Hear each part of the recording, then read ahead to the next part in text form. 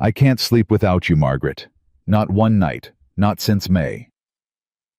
Nathan Brooks had ridden 600 miles through Montana and Oregon Territory to say those 8 words to the woman standing in a stranger's parlor.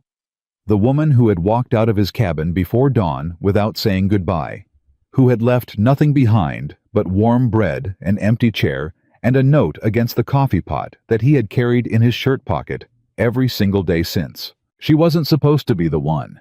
He wasn't supposed to need anyone. But here he stood, hat in hand, trail dust on his coat, and the truth finally out. If those words just stopped your heart, subscribe to our channel and follow Nathan and Margaret all the way to the end and drop a comment telling us what city you're watching from. We want to see how far this story travels. The storm had been building since noon, and by the time Margaret Ellis understood, she was in genuine trouble.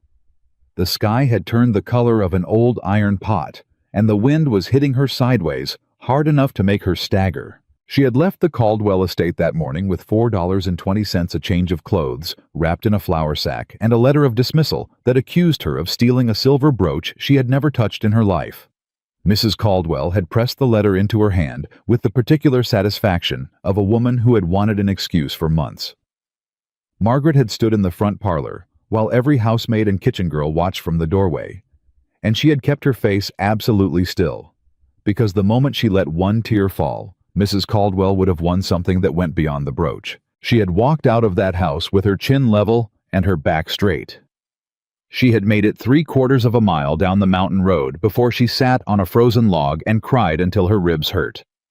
Then she got up and kept walking. The next town was called Ridley Creek.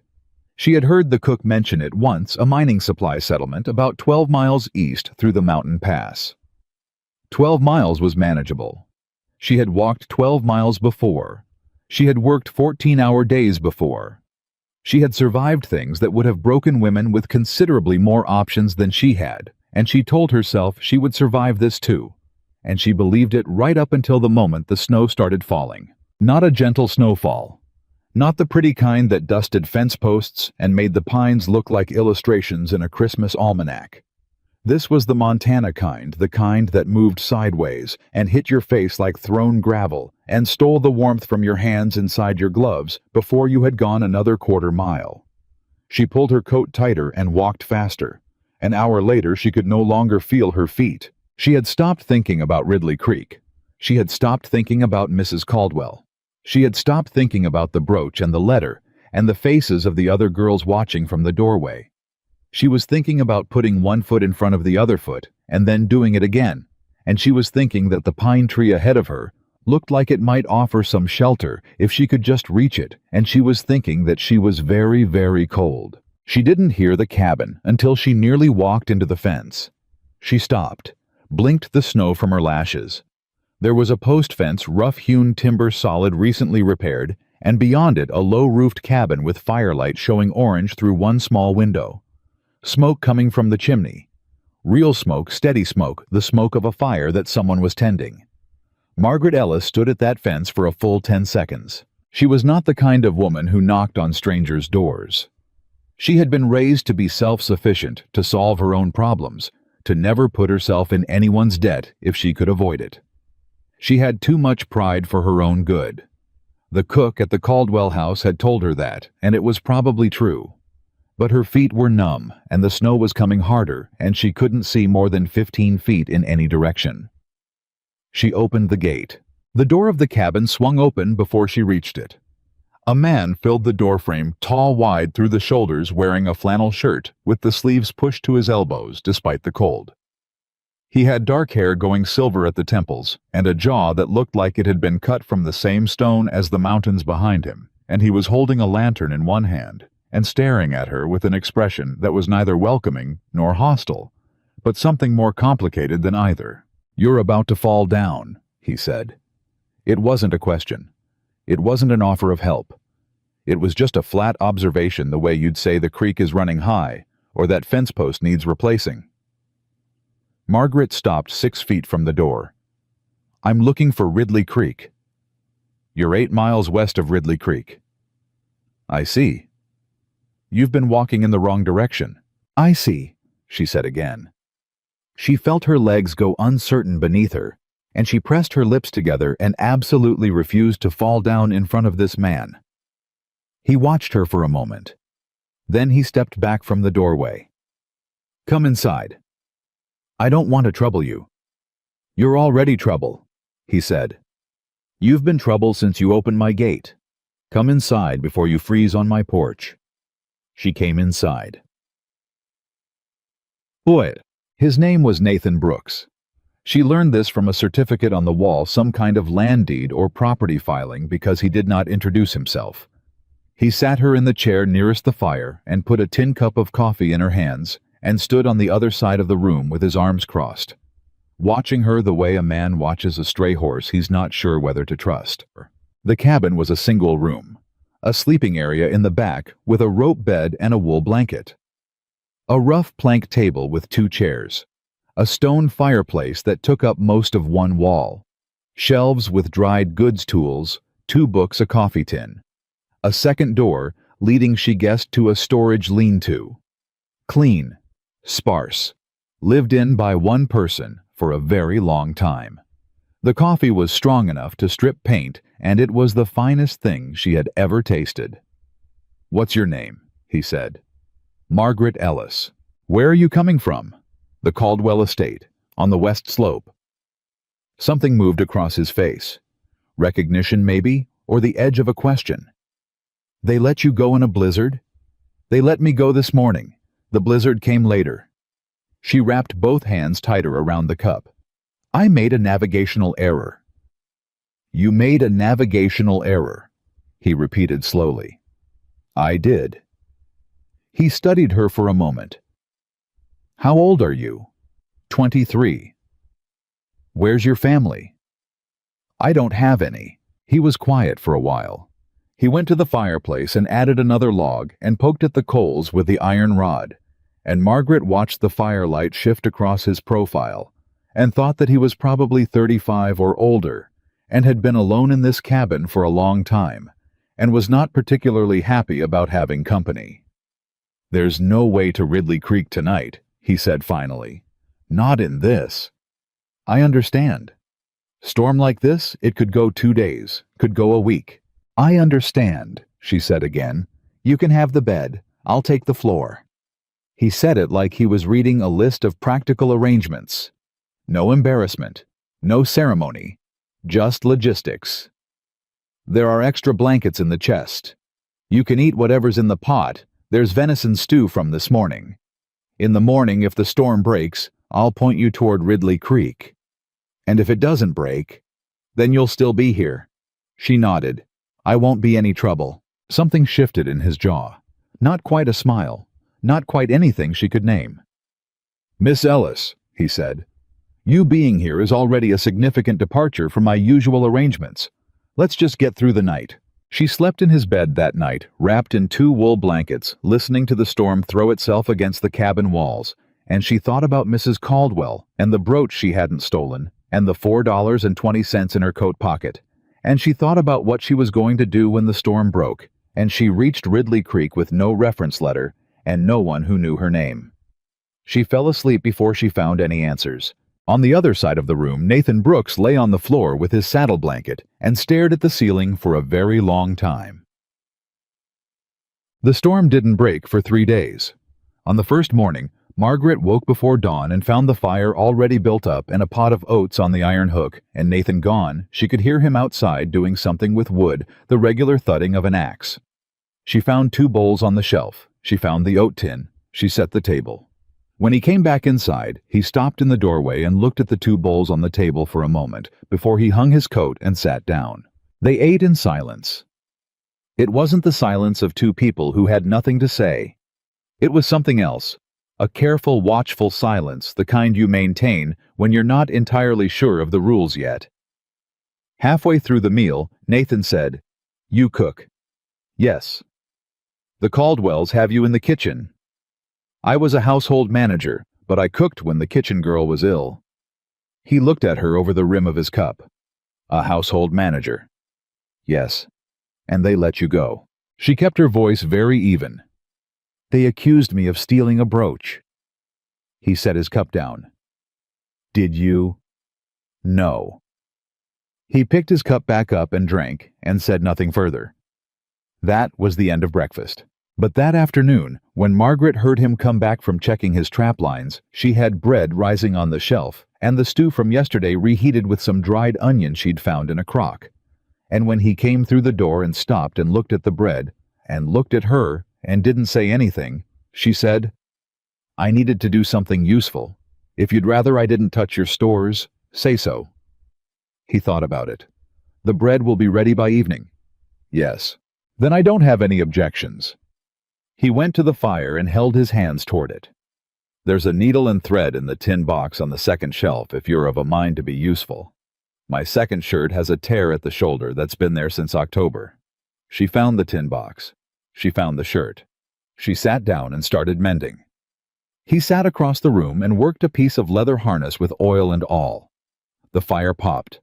The storm howled outside, and the cabin, which had been perfectly silent for 8 years, filled with the sound of two people simply being in the same room. On the second day, she asked him about the second book on the shelf, a thick volume with a worn cover, and he said it was a surveying manual, and she said she was surprised, and he looked at her with an expression that said he found her surprise mildly offensive, and she said she meant only that she wouldn't have expected surveying to be light reading. And he said it wasn't light reading, it was practical reading, because he held a land grant on 400 acres, and he needed to understand the survey markers to protect his boundaries. "Who would you need to protect them from?" she asked. "Men who want what I've got," he said simply. "Land in this valley is worth fighting for. Some men prefer to do that fighting with lawyers instead of guns." "Have you had trouble?" He picked the coffee pot up off the hearth and poured a second cup without looking at her. "Last spring, a company out of Helena sent a surveyor out here to tell me my northern boundary was 200 yards south of where I've always understood it to be. If they're right, I'm missing about 60 acres of the best grazing land I own. And if they're wrong, then someone is committing fraud on a fairly significant scale." He sat back. "I've been trying to read the original survey notes to see which it is. My education in that area is limited." Margaret was quiet for a moment. She said, "My father was a land clerk in Ohio before he died. He taught me to read survey documents before I was 12. Nathan looked at her. She looked at him. He got up without a word, retrieved the surveying manual, and placed it on the table in front of her. Then he went to the small tin box where he kept his papers and brought out a folded document creased at the quarters and set that beside the manual. "Tell me what you see," he said. She opened the document. It was a territorial survey record dated 1874, and it was dense with notation bearing markers, township lines, section corners. She read it slowly and carefully, while Nathan sat across the table watching her face instead of the document. After 20 minutes, she said, "Your northern boundary is a dead pine tree standing at the convergence of two creek tributaries. The creek on the left fork is your boundary marker, not the right fork. The Helena Company says the right fork. The Helena Company is wrong, or lying." She turned the document to show him. "Right here. Left tributary at dead timber. That's unambiguous." Nathan stared at the document for a long moment. Then he said very quietly, "I spent 4 months trying to read that." "You were reading the meets, the bearing notations. The actual landmark description is in the margin notation in the lower left corner." She pointed. "It's easy to miss." He looked at where she was pointing. He looked at her. He looked back at the document.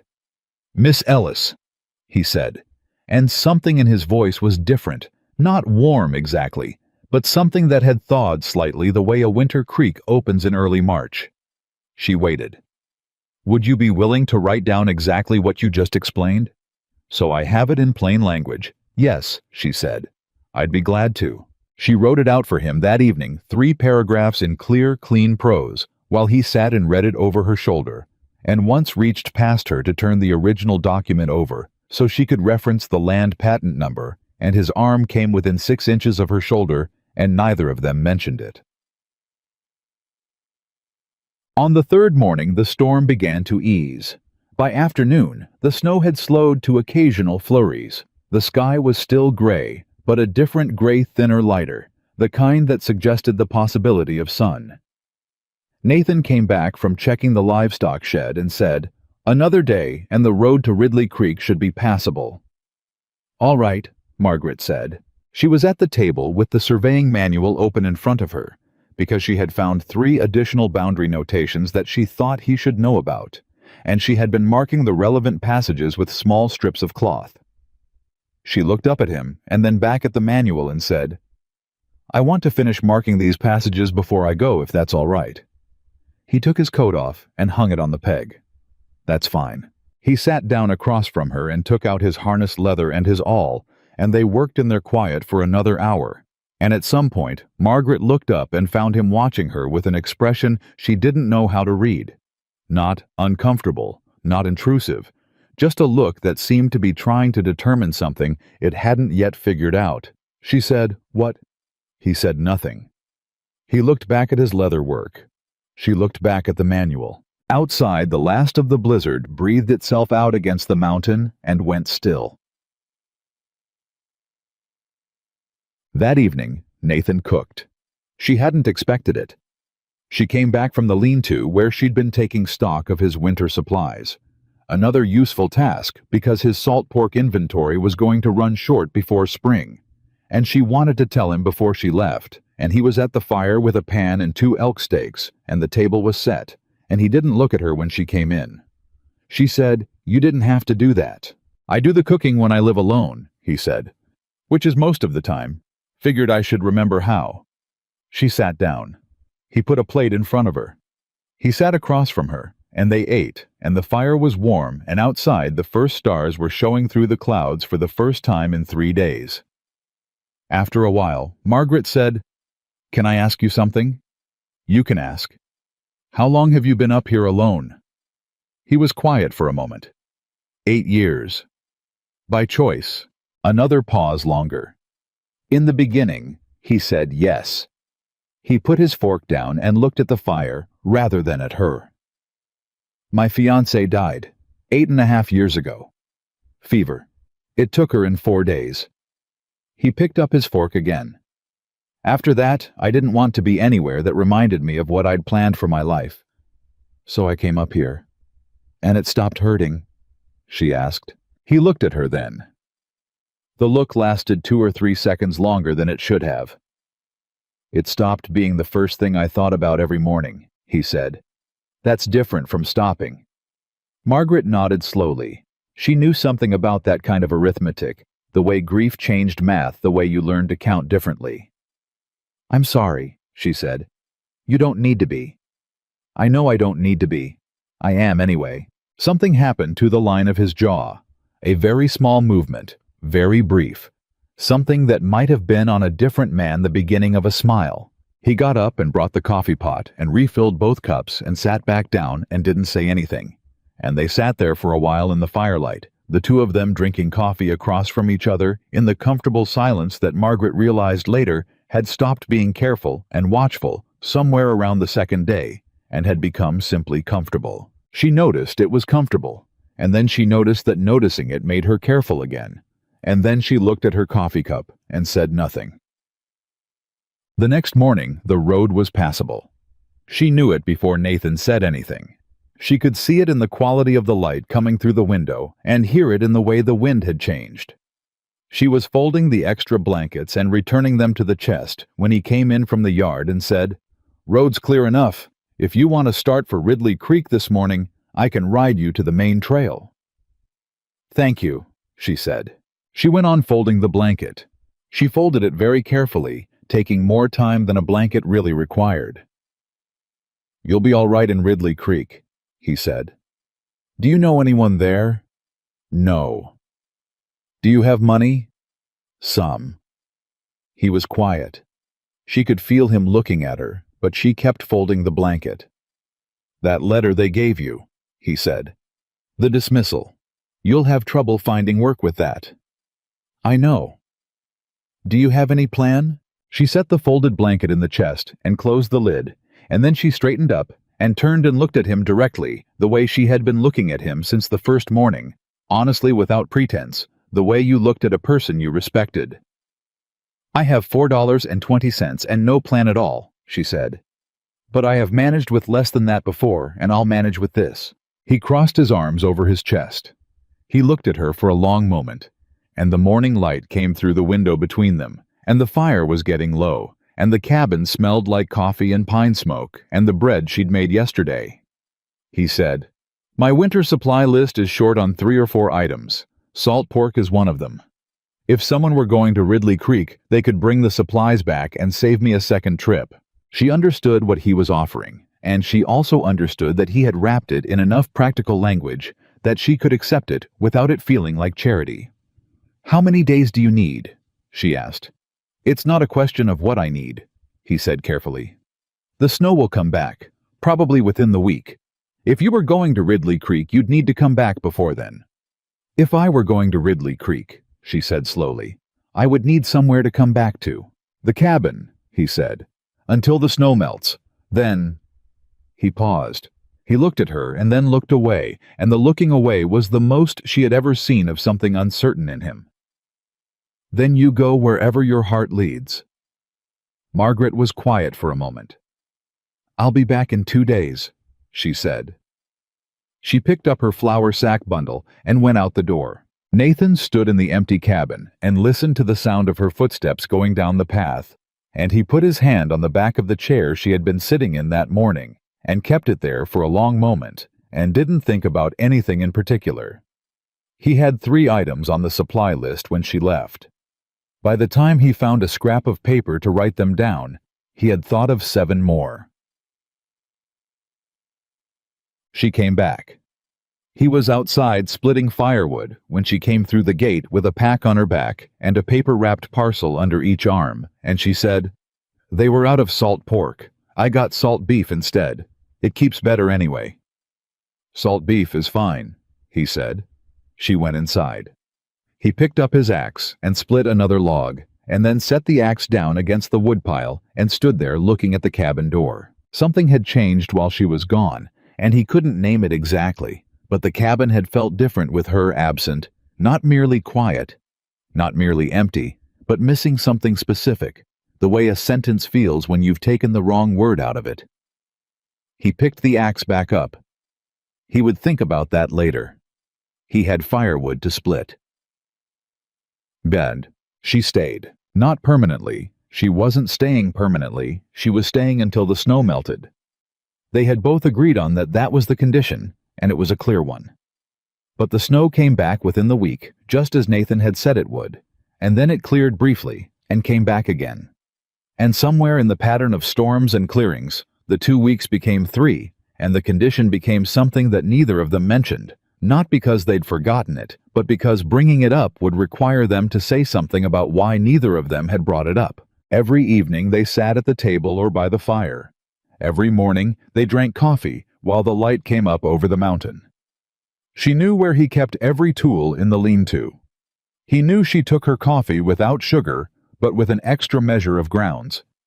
He stopped sleeping on the floor. He slept in the lean-to storage room on a cot he'd built from spare lumber, and the partition between them was only a thin wall, and sometimes she could hear him turn over in the night, and once she heard him laugh quietly at something, maybe a dream, and she lay on her side in the dark and listened to that quiet laugh, and felt something move in her chest that she did not examine too closely. One evening near the end of the 3rd week, the wind came up hard from the north and the temperature dropped fast, the kind of fast drop that meant serious cold, and Nathan came in from checking the horses with ice on his beard and his hands white at the knuckles.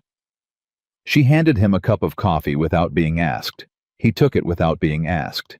He sat at the table and wrapped his hands around the cup, and she sat across from him, and they were quiet for a while, and she was watching his hands, strong, roughened hands, the hands of a man who had done nothing but physical work for a decade.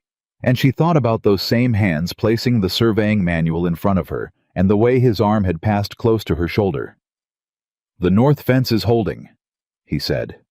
"Good. Temperature's going to drop another 20 degrees overnight. I'll bank the fire before I sleep." He looked at her over his cup. "You don't need to do that." "I know I don't need to," she said. He looked at her for a moment with an expression she was beginning to recognize, that particular look that was partly trying to figure something out and partly something else, something closer to the surface, something that he kept very carefully controlled. "Miss Ellis," he said. "You can call me Margaret," she said. "We've been sharing a coffee pot for 3 weeks." A pause. Something shifted in the line of his jaw. "Margaret," he said. She looked up. "I'm glad you came back from Ridley Creek," he said. He said it the same way he said everything, flat, direct, practical, the way you'd say the north fence is holding. But the firelight was on his face, and his hands were tight around the cup, and his eyes, when she met them, were not flat at all. "I'm glad too," she said quietly. The wind hit the north wall of the cabin, and the fire leaned sideways in the gust. Neither of them said anything else, but when she got up to bank the fire before bed, she looked back once, and he was still sitting at the table with his coffee watching the fire. And in the set of his shoulders, there was something that looked, if she was reading it right, very much like a man who had not been peaceful in a long time, and was against every intention and expectation beginning to forget why.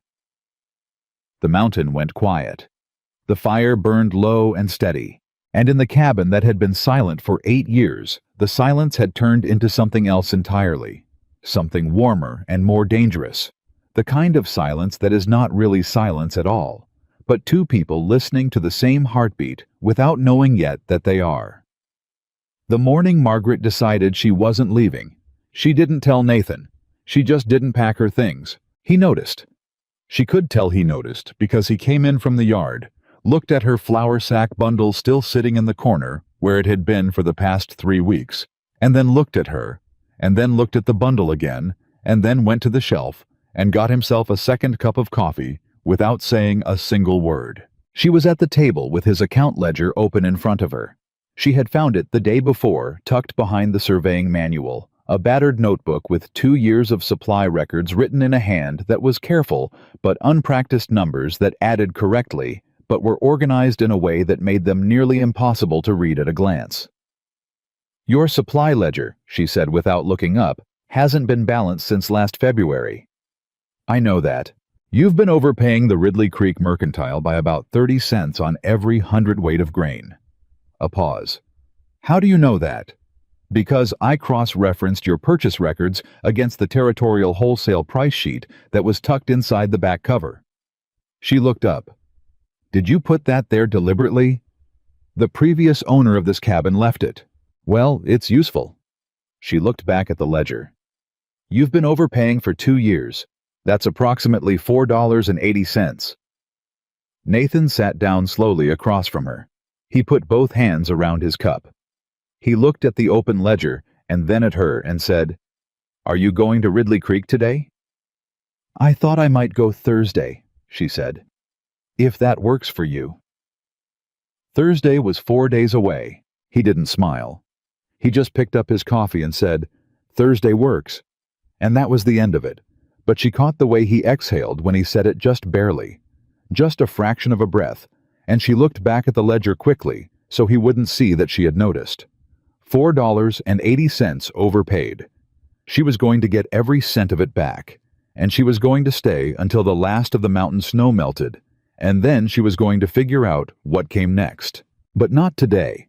Today, she had a ledger to balance and a man's accounts to put in order, and that was enough. She started with the ledger. Then she moved to the torn curtain on the storage room window, which she repaired with a scrap of canvas she found in the lean-to. Then she found seeds in a paper packet in the back of the supply crate. Winter squash, dried beans, and something she was fairly certain was a cold-climate wheat variety, and she started talking to Nathan about the south-facing slope behind the cabin, the one that got 8 hours of sun on clear days, and whether there was any chance of establishing a cold-frame kitchen garden before the last hard frost. "A greenhouse structure," he said carefully, like he was hearing words he'd never assembled in that order before. "Not a full greenhouse, just a cold frame. Boards and old glass. Something to extend the growing season by 6 weeks." She could see him considering it and not wanting to say no outright and not wanting to say yes outright, so she kept talking before he could find the middle ground. You're spending money on preserved vegetables you don't need to. If you have a kitchen garden running by May, you cut your summer supply costs by a third, probably more. And you know how to build a cold frame. My grandmother had one in Ohio. I helped her build it when I was 9. He was quiet for a moment. There are spare boards in the lean-to, he said finally. And there's a broken window frame from the old supply shed. I never threw it out. That would work perfectly. He didn't say, "Go ahead." He just finished his coffee, got up, and went to the lean-to. And about 20 minutes later, she heard the sound of boards being moved around. She smiled at the ledger and didn't let him see it. The cold frame took them 2 days, not because it was complicated. It wasn't, but because Nathan had opinions about the frame construction that he expressed by picking up the boards she had arranged and rearranging them without comment. And she had opinions about the angled glass positioning that she expressed by picking up the glass pane he had repositioned and repositioning it again. And by the second morning, they had developed a working method that involved one of them making a decision and the other one standing back for 3 seconds before either accepting it or physically rearranging it. And this method worked reasonably well until the moment they both reached for the corner post at the same time, and his hand came down on top of hers. They both let go immediately. He picked up the post. She handed him the nail. He drove it in 3 strikes. Neither of them said a word about it. But for the rest of that afternoon, she was acutely conscious of exactly how much space there was between them when they were working side by side, and she thought probably he was too, because he started handing her tools slightly before she reached for them, not close enough to touch, but close enough that she never had to reach far. By the evening of the second day, the cold frame was built. The seeds were in, and they came back inside, and washed up at the basin one at a time, and she made bread, and he made a pot of the elk stew she'd been teaching him to season properly, and they sat down and ate, and the table was quiet for a while. Then Nathan said, "It's a good frame." "It'll hold up," she said. "The bean variety you planted that's a short season type. 60 days to harvest. You'll have dried beans for winter stores before September." He nodded. He ate. He said without looking up from his plate, "My mother kept a kitchen garden." She waited. She was from Pennsylvania. She grew up on a farm with a big kitchen garden, and she never quite gave it up even when we moved west. He took a drink of water. She used to make dried bean soup in November, every November. He put the cup down. "I haven't had it since she died." "When was that?" 15 years ago. Margaret looked at him at the particular careful stillness he put on when he said something that meant more than he intended, and she said, "I'll make it in November." He looked up. The words were out before she'd finished thinking them, and they both felt the weight of what she'd said. November was 5 months away, and she was supposed to be gone when the snow melted, and the snow was already melting at the lower elevations, and November was 5 months away. The silence stretched. Nathan looked back down at his plate. "We'll see," he said. It was not a no. April came, the way April comes to Montana grudgingly one day forward, and 2 days back, the mountain refusing to surrender winter without a fight. But it came. The lower slopes went soft. First, and then the creek behind the cabin ran high and loud with snowmelt, and the light shifted, got longer. At the edges of the day turned from the flat white of winter to something with gold in it. Nathan was gone more during the day now. The spring work was starting checking fences that winter had damaged, clearing debris from the creek crossing, pulling dead timber before it became a fire hazard when things dried out. He left early and came back later, and the pattern of their days changed, became wider, more outdoor than indoor, with the cabin as the center they both returned to. She started keeping track of when she heard his horse on the path. She told herself she was listening for him because she planned the evening meal around his arrival, and she needed to know when to put the pot on. This was a practical reason. It was also true. She chose to focus on the part that was true and not examine the part that was something else. One afternoon he came back earlier than expected and found her on the roof. "What," he said, "are you doing on my roof?" "There's a damaged shingle over the east corner," she said from above him. I found a bucket of roofing pitch in the lean-to and a spare shingle. It'll take 10 minutes. Come down from the roof. Almost done. Margaret, come down from the roof. She came down. She climbed down the side of the cabin using the fence rail as a foothold and landed beside him, and he was standing close enough that she nearly stepped on his boots, and she looked up at him. He was a full head taller than her, and his expression was something between exasperated and something that wasn't exasperation at all. The shingle was leaking, she said. I know it was leaking. It needed fixing. I know it needed fixing. Well, now it's fixed. He looked at her for a moment. You could have fallen. I've climbed worse than that. That's not... He stopped. He looked at the roof and then back at her, and his jaw was tight in a way she was beginning to understand had nothing to do with anger. Don't do that again when I'm not here, he said. I'll try to schedule my roof repairs for your convenience, she said. His jaw got tighter. Then something let go in it, the way a rope gives a fraction of an inch when you ease the tension, and he made a sound that was almost a laugh, not quite, but almost, and he turned and walked to the barn without another word. She stood in the yard and looked at the east corner of the roof, and felt something warm moving through her that had absolutely nothing to do with the April sun. Then the Ridley Creek women started coming. The first one was a widow named Gertrude Polly, who arrived on a Tuesday with a covered dish of something she described as a welcome to spring casserole and a smile that Margaret read in about 4 seconds flat.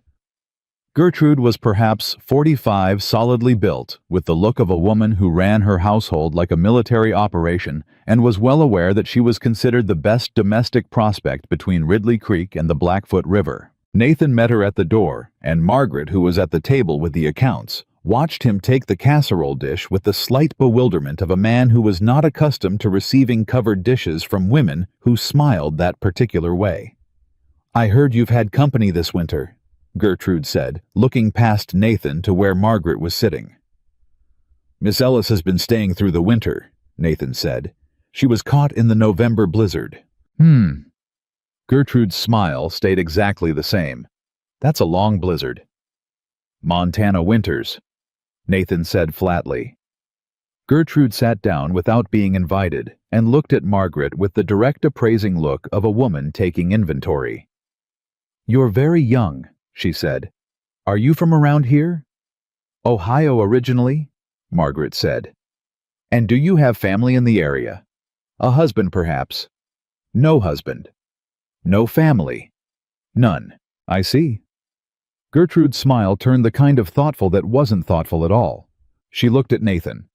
Well, Nathan, it's very generous of you to take in a stray. She said stray with the lightness of someone saying a word they know is a weapon. Something went absolutely still in Margaret. Nathan said, Miss Ellis has been invaluable this winter. She reorganized my supply accounts and saved me nearly $5. $5? Gertrude said warmly. How practical. She stayed for an hour. She talked primarily to Nathan about spring planting and the Ridley Creek Community Harvest Social and the new pastor who had arrived in February and was apparently a very good man with strong opinions about proper community standards. She mentioned community standards 4 times. Each time she mentioned it, she did not look at Margaret. When she left, Nathan closed the door and stood with his back to it for a moment. Casserole, he said. Yes, said Margaret. I don't like casseroles. I know. She looked at the ledger. The Community Harvest Social is in June. I don't go to those. I imagine more people will visit between now and then. He came back to the table and sat down and looked at the casserole dish sitting on the shelf and said, I lived up here for 8 years and no one brought me a casserole. They're bringing them now, Margaret said carefully, because there's an unmarried woman living in your cabin and people are drawing conclusions. He looked at her. What kind of conclusions? She met his eyes. The only kind available to them, she said. He was quiet for a moment. Does that bother you? Does it bother you? She asked. He didn't answer immediately. He looked at the casserole dish. Then he said, "I'll leave it on the fence post for the Henderson's dog." It was not an answer to her question, but it was possibly the most honest answer he could give. Gertrude Polly came back the following Tuesday. The Tuesday after that, it was Clara Whitmore, a younger widow of perhaps 38, with 2 teenage sons, and a very organized way of arriving, just as Nathan was coming in from the fields. The Tuesday after that, it was Gertrude again, this time with a pie. Nathan began coming home later on Tuesdays. Margaret began finding things to do outside when she heard horses on the path, checking the cold frame, inspecting the fence line, visiting the creek crossing, on the pretense of checking the water level. She was good at finding things to do, and she was very practiced at making herself invisible, and she was doing both of those things, and telling herself she was doing them for entirely practical reasons, when Nathan came out of the barn on a Tuesday afternoon and found her at the far end of the fence line, doing nothing in particular. "Gertrude's gone," he said. "I wasn't—" She stopped. "Is the casserole on the fence post?" "Margaret." She turned to look at him. He was standing about 8 feet away with his arms crossed, and the particular expression that meant he had decided to say something direct and was organizing it. "You don't have to disappear when people visit," he said. "I'm not disappearing. I was checking the fence. The fence is fine. I wanted to be sure. You wanted to not be there," he said. "There's a difference." He watched her. "You don't owe those women anything. You don't owe me any kind of invisibility." Something caught in her throat. She said, "I know that." "Then act like you know it." She looked at him for a moment. "They're right, Nathan. About the conclusions. I've been here 4 months. An unmarried woman, no family, living in a single man's cabin, that's a story that writes itself, and it's not a flattering story." She looked at the fence post. "I don't want that story to be about you." "I'm not interested in what story those women tell. Maybe not now, but this is your community. These are your neighbors. You have to live here after—" She stopped. "After I'm gone." The words sat between them unspoken. Nathan uncrossed his arms. He said, "Come inside. The bread's going to burn." She didn't smell any bread burning. She had put the bread on an hour ago, and she knew exactly when it would be done. But she followed him inside, and neither of them said anything about what she hadn't finished saying. And that evening they sat at the fire while the wind picked up outside, and she read from the almanac she'd found in the lean-to, and he sharpened his knife, and the fire was warm, and the cabin was quiet. But it was a different quiet than before. It was the quiet of something that was about to be said, circling, waiting for the right moment. She heard about the land company from Nathan on a Thursday evening at the end of April, and she understood immediately that it was more serious than he'd let on. He came home from a ride to Ridley Creek with a tightness around his eyes that had nothing to do with weather or physical tiredness, and he sat at the table and put a folded letter down in front of her without speaking. She picked it up. It was from a law firm in Helena, Decker and Associates. It was written in the kind of language that was designed to sound reasonable while saying something unreasonable, precise and formal, and full of phrases like proposed boundary clarification and mutual resolution and fair compensation schedule.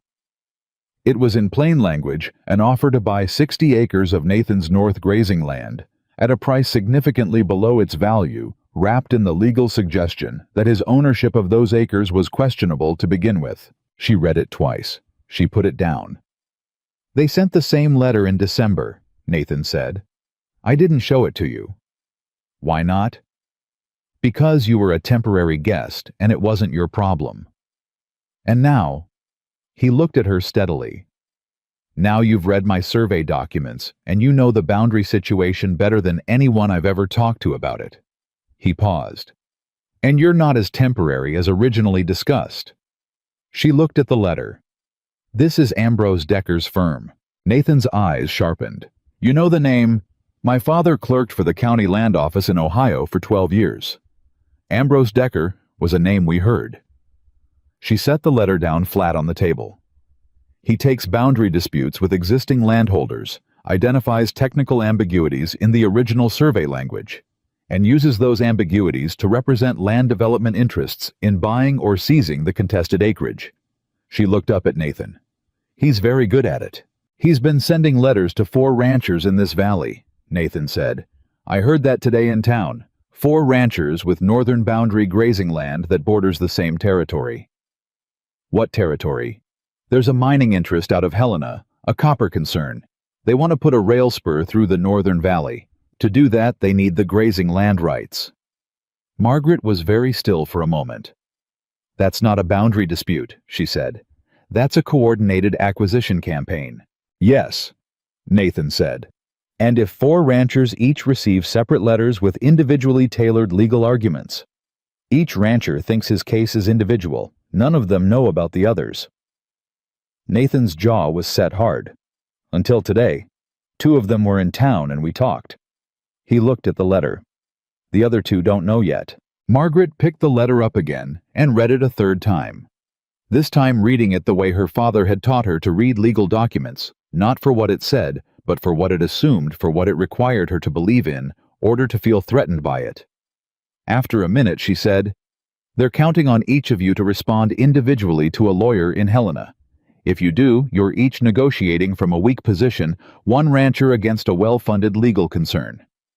Yes, but if 4 ranchers with contiguous land grants respond through a single legal challenge, or better file a joint complaint with the Territorial Land Commissioner. She stopped. Does the territory have a land commissioner? There's a federal land office in Helena. Then there's a federal process. She set the letter down. Nathan, this isn't unwinnable. It's actually quite clear if the boundary evidence is what you showed me in December. My boundary is clear, he said. I don't know about the other 3. Get me their original survey documents, she said. All 4 of them. He looked at her. You'd do that. I've been reading land surveys since I was 12 years old, and I have nothing but time, she said. Get me the documents. Nathan looked at her for a long moment. That particular look. The one she knew by now that was partly calculation and partly something else that lived behind the calculation, like firelight behind glass. I'll ride out tomorrow, he said. She nodded.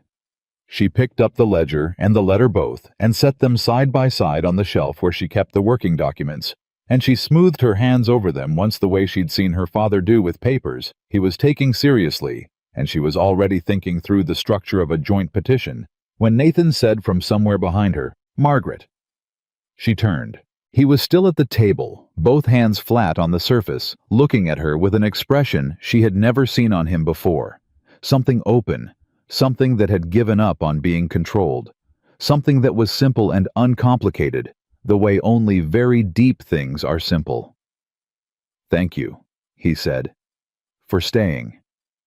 It was 2 words. It was nothing. It was from Nathan Brooks, more than she expected to hear in a year. She held it very still inside herself, that small, warm thing, because she understood that he had handed it to her carefully, and she needed to hold it the same way. Go to bed, she said. You're writing at dawn. He almost smiled. He got up, and he went, and she stood at the shelf with her hand on the documents, and listened to him move through the cabin behind her, and she thought about November, and dried bean soup, and the 5 months between now and then. We'll see, he had said. She let herself believe standing there in the firelight with 4 ranchers' land grants to read, and a spring night settling in over the mountain that we'll see was a kind of promise. The Ridley Creek women escalated. Margaret didn't know how else to describe what happened in the 2 weeks following the casserole campaign, because it became a campaign organized with the quiet thoroughness of women who understood community leverage and were not shy about using it. 3 women visited in 1 week, all on different days, all arriving within an hour of Nathan's return from the fields. Gertrude Polly brought a second pie and stayed 2 hours.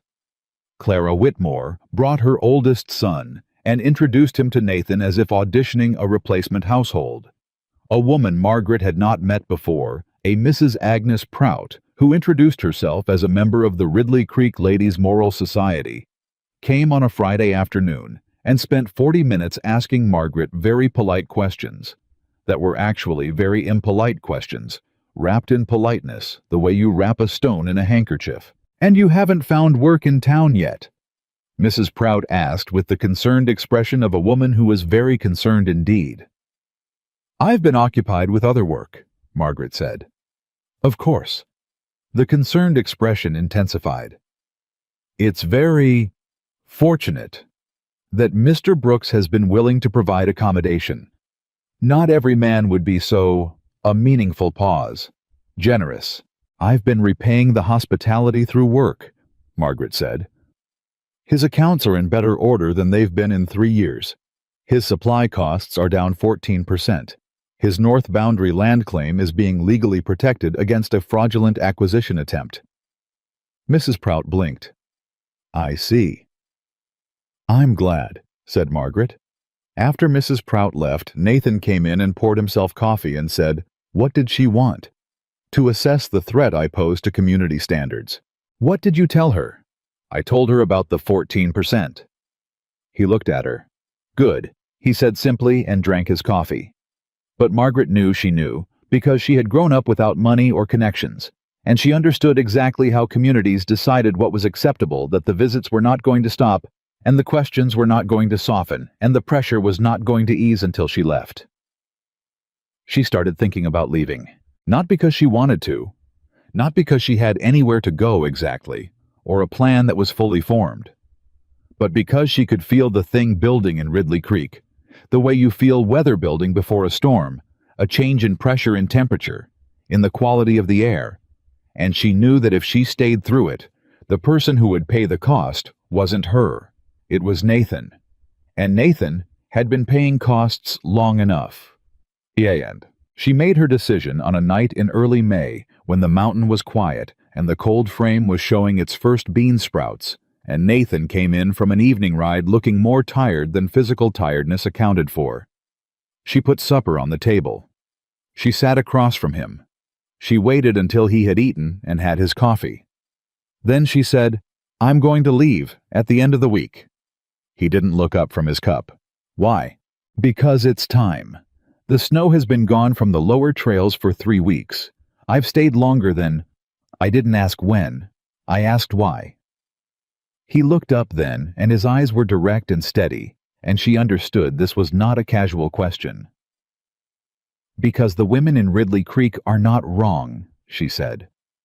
"They're drawing the only conclusion the situation supports. And the longer I stay, the more that conclusion is going to cost you. I don't care what it costs me." "I do." "Margaret." "Nathan." She kept her voice gentle, because she had to keep it gentle or she wasn't going to get through this. "You have a life in this valley. You have land and neighbors and a community. You were rebuilding something here before I walked through your gate. I don't want to be the thing that pulls it apart." He was very still. "You're not pulling anything apart." "Not yet." She looked at her hands. "But I would. Eventually." She looked up. "And I can't repay what you gave me by costing you your reputation." The silence was different from all the other silences in the cabin. It had weight. Nathan put his cup down. He looked at the fire. He said very quietly, "Where will you go?" "Oh, there's a school district in Oregon that's looking for teachers. I found the notice in the Ridley Creek paper last week. I have enough schooling to qualify, and with the letter I can write about the land documentation work." "You'll go to Oregon?" "Yes." He didn't say anything for a long moment. The fire moved. The mountain settled into its night sounds. "The joint petition for the 4 ranchers," he said finally. "It's not finished. I've written everything you need. The argument is complete. You'll need a lawyer in Helena to file it formally, but the foundational brief is done. It's on the shelf." She nodded toward the papers. "Any competent attorney can take it from there." He nodded, very slowly, like a man receiving news he had already somehow known was coming, but had been refusing to believe. "End of the week," he said. "Yes." He picked up his coffee cup. He looked at it. He put it back down without drinking. "Go to bed," he said, not unkind, not cold, just a man who needed her to stop looking at him. She went to bed. She lay in the dark and listened to him sit at the table for a long time, not moving, not making any sound at all, and the fire burned down, and the mountain was quiet. and inside the cabin that had been silent for 8 years, a different kind of silence had returned, the kind that isn't peace at all, but its exact opposite. The hollow space left behind when something you didn't know you were holding finally slips through your hands. She left on a Thursday, not the Thursday she had said. 3 days earlier, because she woke at 4 in the morning on a Monday and understood with absolute clarity that if she waited until Thursday, she was not going to be able to leave at all. She lay still in the dark for a long time after that understanding arrived. She listened to the mountain sounds outside the creek, running full with snowmelt. A night bird, somewhere in the upper pines. The particular silence of the hour before dawn that she had come to know the way you come to know a person's breathing. She had learned this mountain's sounds the way she had learned Nathan's silences. She knew what each one meant. That was the problem.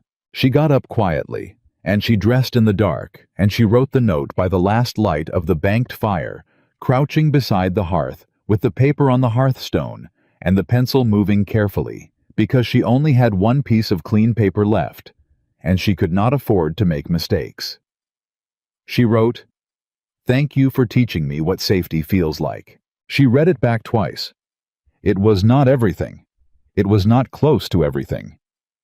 But everything would have taken more paper than she had, and more courage than she could find at 4 in the morning, with the fire going to ash and the cold frame outside, showing its first real growth, and Nathan asleep on the other side of the wall. She folded the note and placed it against the coffee pot, where he would find it first thing. She picked up her bundle. Same flour sack she had arrived with. Heavier now, he had given her a wool scarf in February, without ceremony, just handed it to her one morning and said the pass was colder than the valley and she'd need it. She had put it in with her things and not mentioned it again, and neither had he. She looked at the cabin for one moment. The low ceiling and the stone fireplace, and the 2 chairs at the table, and the shelf with the accounts and the survey documents and the joint petition she had written out in 3 careful drafts. The cold frame, visible through the window, just barely in the pre-dawn dark. She opened the door and walked out and did not look back. The westbound stage from Ridley Creek left at 6 in the morning. She had $4.85 her original $4.20 plus. The 65 cents Nathan had put on the table one evening after she'd caught the accounting error with the grain supplier and said without looking up from what he was doing, "Your percentage of the savings." She had tried to refuse it. He had left the coins on the table and walked outside, and she had stood there for a full minute before she picked them up. She used 30 cents for the stage fare. She sat in the far corner of the coach with her bundle on her lap and the wool scarf around her shoulders, and she watched the mountains go past through the window, and she kept her face very still, the way she had learned to keep it at 12 years old when her father died, and there was no money, and her mother sat down at the kitchen table and didn't get up again for 3 weeks, and someone had to keep their face still. She was good at keeping her face still. She cried the entire 6-hour ride to the junction town. Not loudly, not with any drama. Just steadily the way the mountain creeks ran in May, constant, quiet, unstoppable, fed by something deep that had been frozen for a long time and was only now finding its way out. The other passenger in the coach, an elderly man with a wool vest and a traveling bag, noticed around hour 3 and offered her his handkerchief without comment. She accepted it without comment. When they reached the junction, he took it back, folded it, and put it in his vest pocket and said, "Whatever you're leaving, miss, I hope you find something better at the other end." She didn't answer because she couldn't think of anything at the other end that was going to be better than what she had just left. But she squared her shoulders and got off the stage and went to find the Oregon connection. Nathan came home at midday. He had been out since first light, checking the north fence line. The boundary question was still technically unresolved, and he had made a habit of riding that line every few days to make sure nothing had been disturbed. No survey stakes moved, no signs of trespass by anyone affiliated with Decker and Associates. It was probably unnecessary. He did it anyway. It gave him something specific to do with the particular tension that had been living in his shoulders since Margaret told him she was leaving. He unsaddled the horse. He checked the water trough. He came in through the cabin door and stopped. The table was clear, not just clean. Clear. The accounts were still on the shelf, neatly stacked. The coffee pot was on the hearth. The bread from yesterday was under the cloth on the shelf. But the chair on her side of the table was pushed in at a slightly different angle than he ever pushed it, and her wool scarf was not on the peg by the door, where she always hung it, and there was a folded piece of paper leaning against the coffee pot. He stood in the doorway for a moment. Then he walked to the fireplace and picked up the note. He read it once. He read it again. He folded it along the same crease and held it in both hands and stood at the fireplace, looking at the banked coals. "Thank you for teaching me what safety feels like." He put the note in his shirt pocket. He stood there for a while. Then he picked up the coffee pot, and the pot was cold, because no one had tended the fire since morning, and he set it back down and looked at the cold hearth, and thought that he should build the fire back up, which was a practical thought, a useful thought, the kind of thought you could hold on to. He built the fire back up. He made coffee. He sat at the table with the coffee and looked at the chair across from him, the one she'd pushed in at that slightly different angle, and he did not move it. He thought about moving it. He did not. The bread was still fresh. He should eat something. He wasn't hungry. He drank the coffee. He got up and went back outside and rode the north fence line again, even though he had just done it 3 hours ago, because if he stayed in the cabin, he was going to have to figure out what to do with the silence, and he was not ready for that yet. The silence was the thing he hadn't prepared for. He'd lived alone for 8 years. He knew silence. He had chosen silence. He had built his entire life around silence, the way you build a house deliberately with care, with the understanding that the thing you're building is meant to last. This was not that silence. This was the wrong kind of quiet.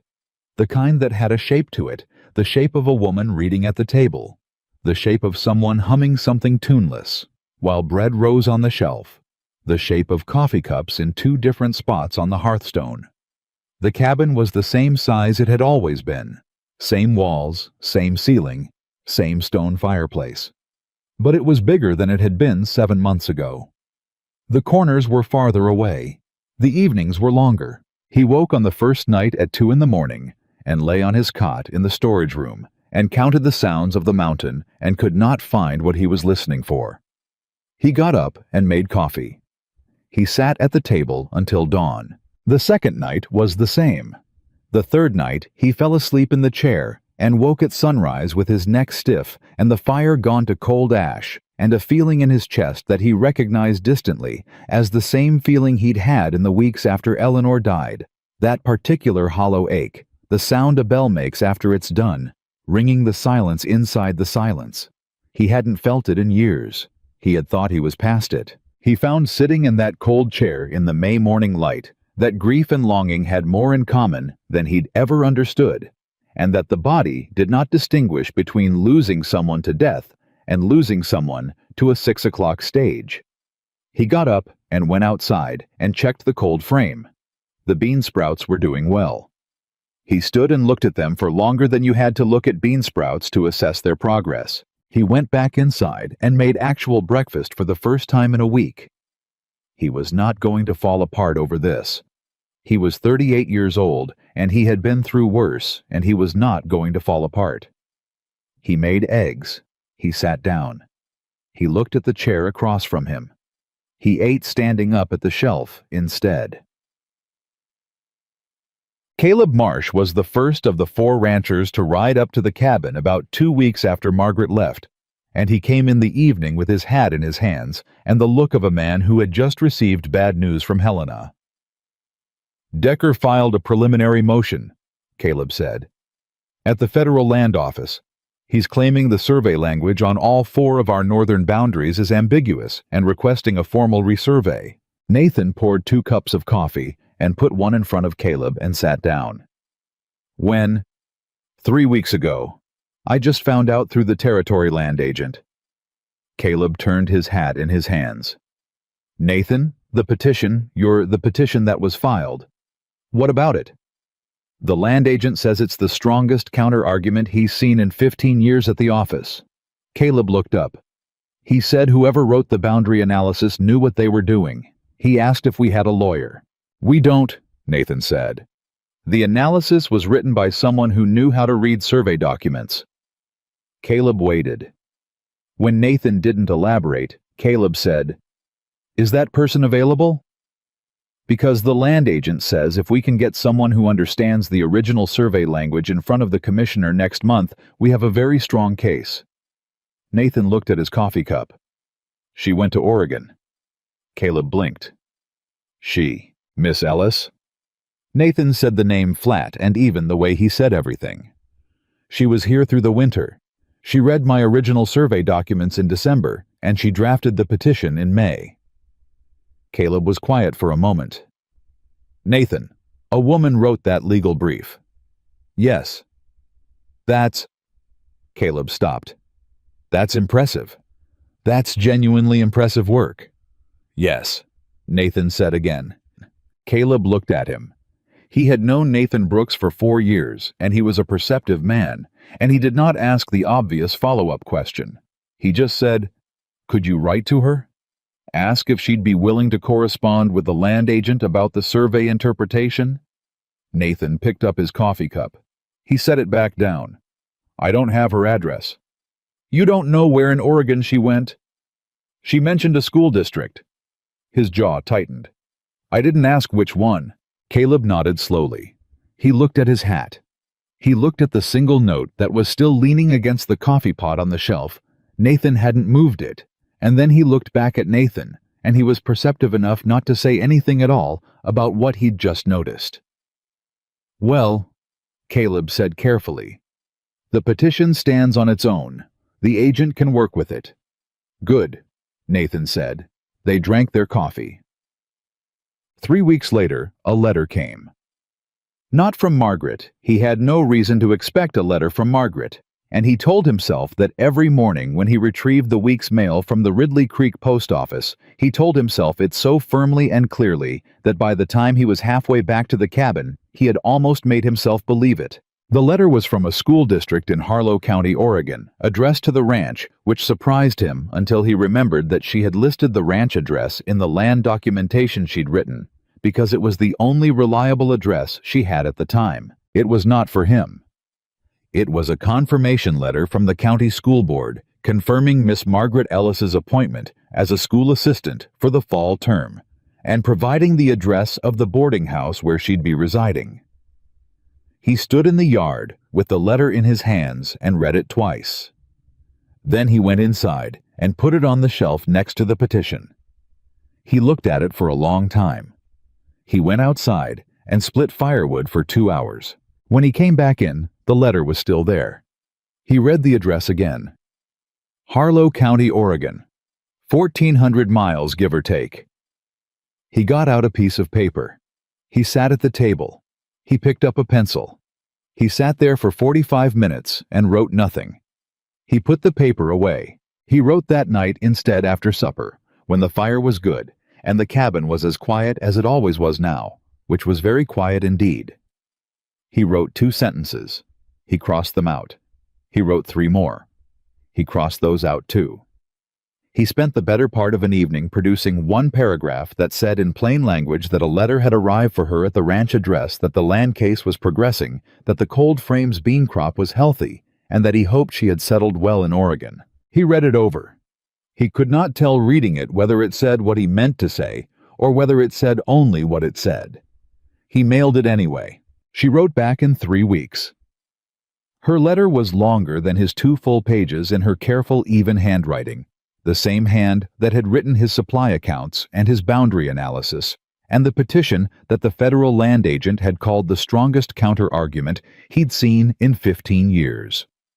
She told him about the school, about the children, a mix of settlers' children and 3 orphaned ranch hands' kids who had more energy than any 10 adults about the boarding house and the widow who ran it, and made exceptional pie.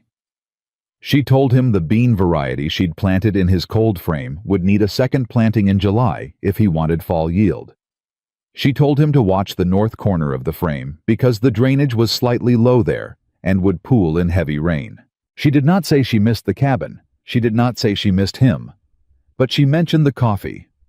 "Once I have not yet found coffee as strong as yours, which is probably a good thing for my nerves, but a definite loss in other respects." And Nathan read that line 4 times and then put the letter in the tin box where he kept his important papers. He wrote back the same evening. This became a pattern. June turned to July, and the correspondence was regular now, every 3 weeks, both of them holding to an interval that was frequent enough to feel connected and infrequent enough to maintain the fiction that this was simply a practical correspondence between a rancher and a former assistant. Nathan filed the joint petition through a Helena attorney the land agent recommended. The attorney, a sharp-minded man named Greer who had trained in St. Louis and practiced in the territories for 12 years, read the boundary analysis Margaret had written and looked up at Nathan and said, "Who wrote this?"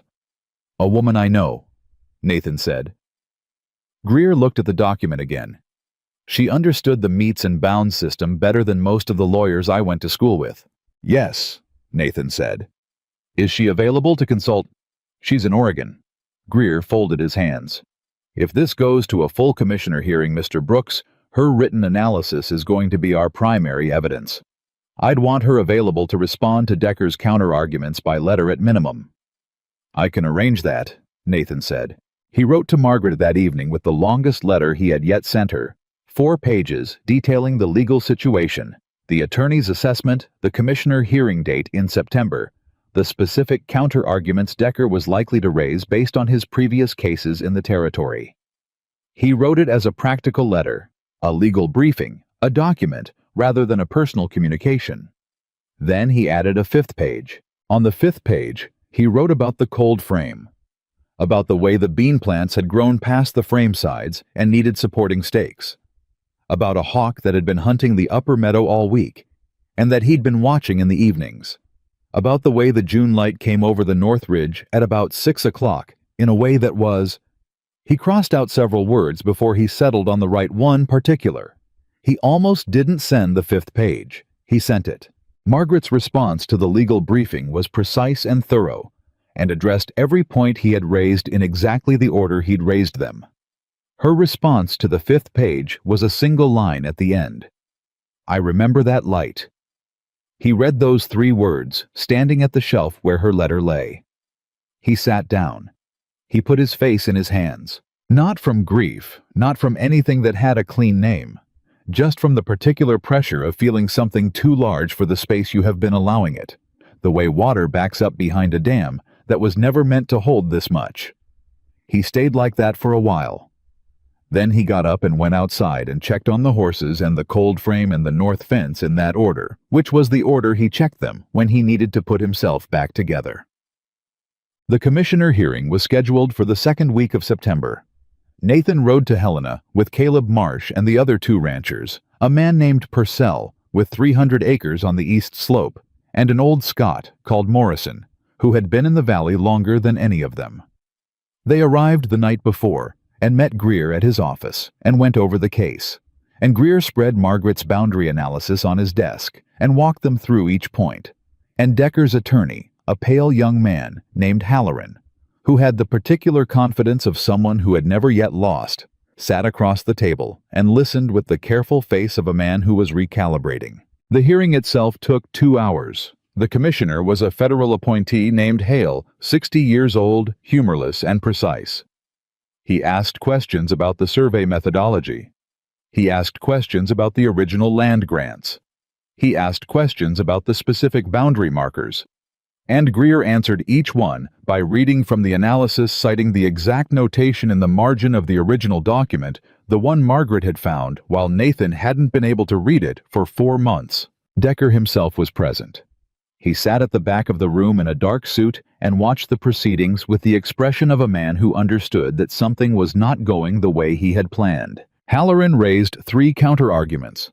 Greer had anticipated all 3 because Margaret's analysis had anticipated all 3 laid out in the 5th section of her brief probable objections and responses, which she had included without being asked, Which was the kind of thorough that went beyond professional competence into something more personal, the kind of thoroughness that comes from caring about the outcome.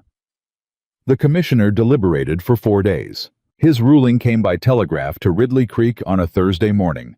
All 4 northern boundary claims confirmed as originally surveyed. Decker's proposed resurvey, denied proposed rail spur acquisition, proceeding blocked pending new route assessment. Nathan was in the Ridley Creek General Store when the telegraph operator brought the paper over. He read it once. He folded it. He bought the supplies he'd come for. He rode home. He sat at the table for a long time with the telegraph paper in front of him, and the cabin quiet around him the way it had been quiet since May, and he thought about a woman reading a survey document by firelight in December, her finger moving along the margin notation, her voice careful and certain. Left tributary at dead timber. That's unambiguous. He picked up a piece of paper. He wrote, "We won." All 4 boundaries confirmed. The petition held. You need to know that what you built here didn't just protect my land. It protected 4 families. I want you to know that. He stopped. He looked at what he'd written. He put the pencil down. He picked it up again. He wrote, "I've been trying to tell you something for 3 months, and I haven't been able to find the words in a letter. I'm not sure I can find them in a letter. I'm not sure letters are the right vessel for this particular thing." He stopped again. Outside, the September evening was settling over the mountain, and the cold frame had produced its second bean harvest, and the north fence held its correct boundary, and the cabin was warm and clean and exactly as orderly as he had always kept it, and it was very quiet. He folded the paper with what he had written on it, both parts, and addressed it to Harlow County, Oregon, and he held it in both hands for a moment. Then he put it in his coat pocket and went to bed. He lay on his cot and listened to the mountain, the same sounds he had cataloged every night since May, and he thought about what Margaret had written. "I remember that light." 3 words. The most honest thing either of them had put in any of the letters. He thought about the note on the coffee pot. "Thank you for teaching me what safety feels like." He had read it so many times he had memorized it by accident. He closed his eyes. He did not sleep. At 2 in the morning, he got up and sat at the table and lit the lamp and got out another piece of paper. He wrote Margaret, "I'm coming to Oregon." He stopped. He read the 4 words. He put the pencil down. He did not write anything else. He sat there with those 4 words on the paper and the lamp burning low and the mountain completely silent outside and inside his chest. The particular feeling of a man who has finally understood something he has been refusing to understand for a very long time. He had told himself for months that he was fine, that the quiet was manageable, that he had lived alone for 8 years, and he would go on living alone, and the cabin would adjust back to what it had been before she walked through his gate in a November blizzard with frozen hands and $4.20 and opinions about survey documents. He had told himself all of those things every morning with considerable conviction. What he had not been able to explain was why he could not sleep. Not the first night after she left, not the 20th, not the 60th. Not one unbroken night in the 4 months since she had walked out the door before dawn with her flour sack bundle and her wool scarf and her note against the coffee pot. He slept in fragments. He woke in the early hours and lay listening for something that wasn't there. He had counted every sound the mountain made, and none of them were the right sound. He had learned in 4 months of insufficient sleep that what he was listening for wasn't a sound at all. It was a presence. It was the specific weight of another person in the same space, the warmth of someone else's breath in the room. The knowledge that you are not alone in the dark, the sense that whatever comes in the night hours, there is someone on the other side of the wall who matters to you and to whom you matter. He had not known he needed that. He had been so certain he didn't. He looked at the 4 words on the paper. Margaret. I'm coming to Oregon. He folded the letter. He did not mail it. He sat with it in his shirt pocket for 2 weeks, the way a man carries something he doesn't know what to do with, the way you carry a stone you picked up because the weight felt right in your hand and you haven't yet decided what it's for. And then, one morning, he woke from a thin, broken hour of sleep and lay in the gray early light and thought very clearly and very simply, I cannot keep doing this. He got up. He went to the shelf. He took out the letter. He added one more line beneath the 4 words already there. I should have said this before you left. I intend to say it properly. Wait for me. He rode to Ridley Creek and mailed it before he could think about it further. He came home and began preparing for the ride. 600 miles, give or take. He had a lot of ground to cover. And for the first time since May, for the first time in 4 months of broken nights and cold coffee, and a cabin that was full of everything except the one thing that made it feel like home, Nathan Brooks slept. He slept the full night through. And when he woke in the morning, and the mountain light was coming through the window, and the cabin was still quiet, the quiet felt different now. Not empty, not hollow, not the wrong kind, just temporary. He rode out on a Monday morning with 2 saddlebags, a bedroll, enough dried provisions for 3 weeks on the trail, and the letter she had not yet answered. She hadn't answered it because he hadn't given her time to. He had mailed it on a Thursday and started preparing to ride on Friday, and by Monday he was already past the Ridley Creek Junction heading southwest. He knew this was not a rational sequence of events. He was a man who had always moved deliberately, who had always taken time to consider before he acted, who had spent 8 years building a life organized around the principle that careful and slow was better than fast and wrong. He rode hard the first 3 days. Caleb Marsh had stood at the gate when Nathan loaded his saddlebags and watched him with the expression of a man who understood what was happening and was smart enough not to say too much about it. He said only, "How long will you be gone?" "As long as it takes." "I'll check your north fence." "I know you will." Nathan swung up into the saddle. "Thank you, Caleb." Caleb looked at him for a moment. "She wrote that legal brief, Nathan. She stayed through the winter and built the cold frame and sorted your accounts, and then she left so you wouldn't have to pay a social cost on her behalf." He paused. "Don't let her talk you out of what you came to say." Nathan looked at him. "What makes you think she'd try to do that?" "Because she sounds exactly like the kind of woman who would." Caleb stepped back from the horse. "Ride safe." Nathan rode. Chug. 600 miles of Montana and Idaho and Oregon territory gave him a great deal of time to think, which was both useful and not useful, because some of what he thought was useful. What he intended to say, how he intended to say it, what he would do if she said no, and some of what he thought was not useful at all. Just the particular cruelty of memory operating at full strength with no daily work to interrupt it. He thought about the first morning, the 2 bowls on the table that he hadn't asked for and hadn't refused, the way she'd read the survey document like she was reading a language she'd spoken since childhood, her finger moving along the margin notation with the quiet confidence of someone who knew exactly what they were doing. He thought about the cold frame, her on the roof that April afternoon, her face when he'd told her to come down, that particular expression that was half exasperation and half something she was trying to keep off her face. He thought about November and dried bean soup and we'll see. He thought about the note against the coffee pot. He had read that note so many times the paper had softened along the fold lines. He still had it in his shirt pocket. He had carried it every day since May, with the same blind habit with which you carry things you need to have close to you without knowing exactly why. He thought about 4 months of broken sleep. He thought about what it meant that a man who had slept alone for 8 years couldn't manage a single night of it after 5 months of having someone in the next room. He thought about Caleb's words. "Don't let her talk you out of what you came to say." He thought about what he came to say. He had the words now. He had worked on them for 600 miles, and he had them. They were not elegant words. They were not the kind of words a man with a better education and more practice at this sort of thing would have produced. They were just true, which was the only thing he knew how to be. He rode into Harlow County, Oregon, on a gray Wednesday afternoon in the 3rd week of October, trail-worn and stiff, and with the particular look of a man who had covered serious ground and was not going to turn around.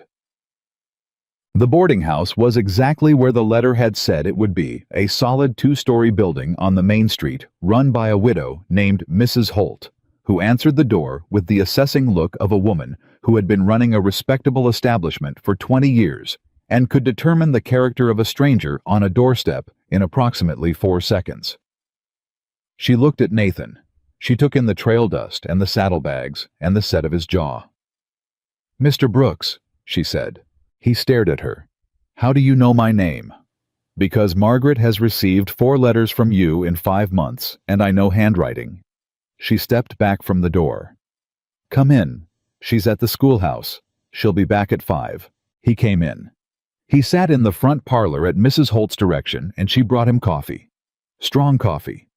Real coffee, the kind Margaret had apparently insisted on establishing as the household standard, and she sat across from him with her hands folded and looked at him the way a woman looks at someone she has heard a great deal about and is now forming a final opinion of. "She's been very happy here," Mrs. Holt said. "The children love her.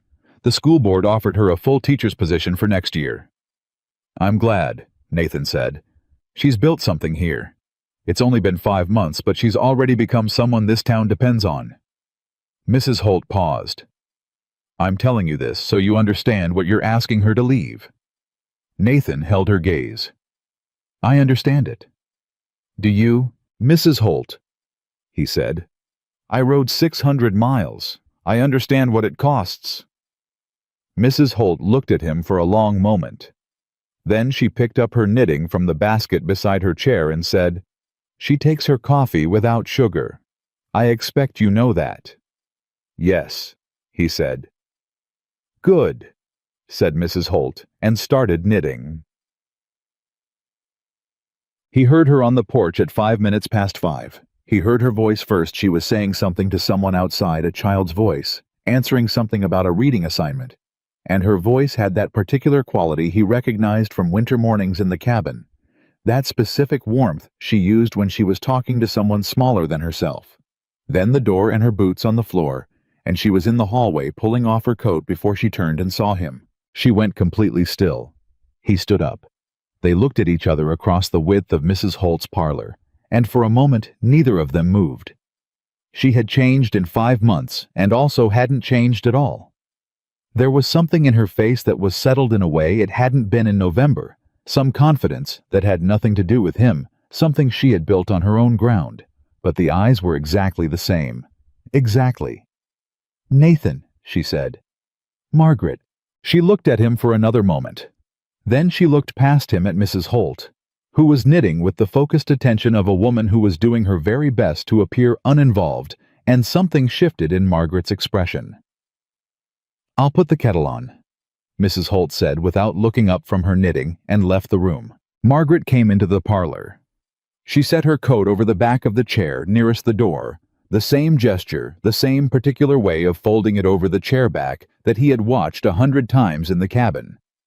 His throat tightened. She sat down. He sat down. "You didn't answer my letter," he said. "You didn't give me time to answer it before you left." "I know." She looked at him steadily. "How long have you been riding?" 3 weeks. She absorbed that. "You look it," she said, and the way she said it was neither cold nor warm, but something careful in between something that was protecting itself. "I have something to say to you," Nathan said. "I've had 600 miles to organize it, and I'd like to say it before I lose my nerve, which is a thing I'm not accustomed to having a problem with." Her hands folded in her lap, pressed together slightly. "All right," she said. He looked at her. This was the moment, and he knew it was the moment, and he had the words had worked on them for 3 weeks, and he found looking at her across the width of Mrs. Holt's parlor that the words he'd prepared were not the right words at all. Not because they weren't true, because they were too organized, too constructed, because you didn't talk to Margaret Ellis in organized structures. She read through them, heard the scaffolding under the language, understood exactly what was being withheld. She had read survey documents that confused attorneys. She was not going to be fooled by prepared remarks. He was quiet for a moment. Then he said, "I thought I wanted peace." She waited. "That's what I told myself for 8 years, that I was peaceful, that I'd made a choice about how I wanted to live, and I was living it, and that was enough." He kept his eyes on her. And then you walked through my gate in November, and in about a week and a half I couldn't remember what I'd been so peaceful about. Something moved across her face. Very small. She kept still. You left so I wouldn't pay a social cost, he said. I know that. I know what you were doing, and I know why you did it, and I'm not... He stopped. I'm not angry about it. I would have done the same thing for someone I cared about. The word cared landed between them, and he let it sit there. But Margaret, he said, peace isn't an empty cabin. Her breath shifted, just slightly, just enough. I found that out, he said. Starting the first night you were gone. I have not slept through a single full night since May. Not once. I wake up and I lie there in the dark and I listen to the mountain and it's all wrong. All of it. The right sounds in the wrong context because what's missing is, it's not a sound. He paused. It's you. It's knowing you're there. She was very still now. Her hands in her lap were not moving. I'm not a man who says things he doesn't mean, he said. You know that about me. So I need you to hear this as something I have thought about every day for 5 months and I am absolutely certain of. He leaned forward slightly, both hands on his knees, and looked at her directly. I can't sleep without you, Margaret. That sounds like a simple thing, and it's not a simple thing. It's the most clarifying thing I've ever understood about my own life.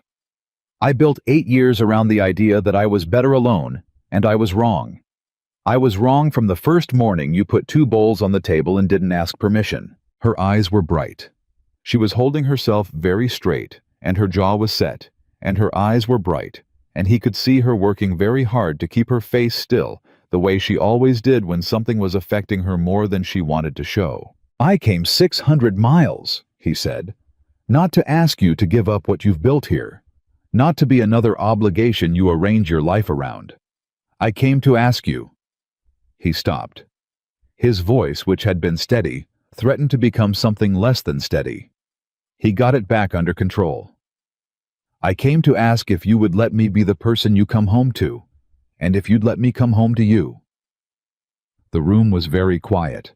From somewhere in the back of the house, the kettle made its first sound, the low building hiss before a boil. Margaret looked at him. She opened her mouth. She closed it. She looked down at her hands for a moment, and then she looked back up at him, and her eyes were not just bright, now they were full. Genuinely full.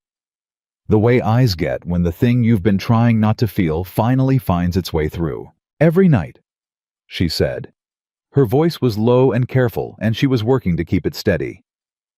Every night since I left your cabin, Nathan, I have thought about one morning. Just one. February, I think.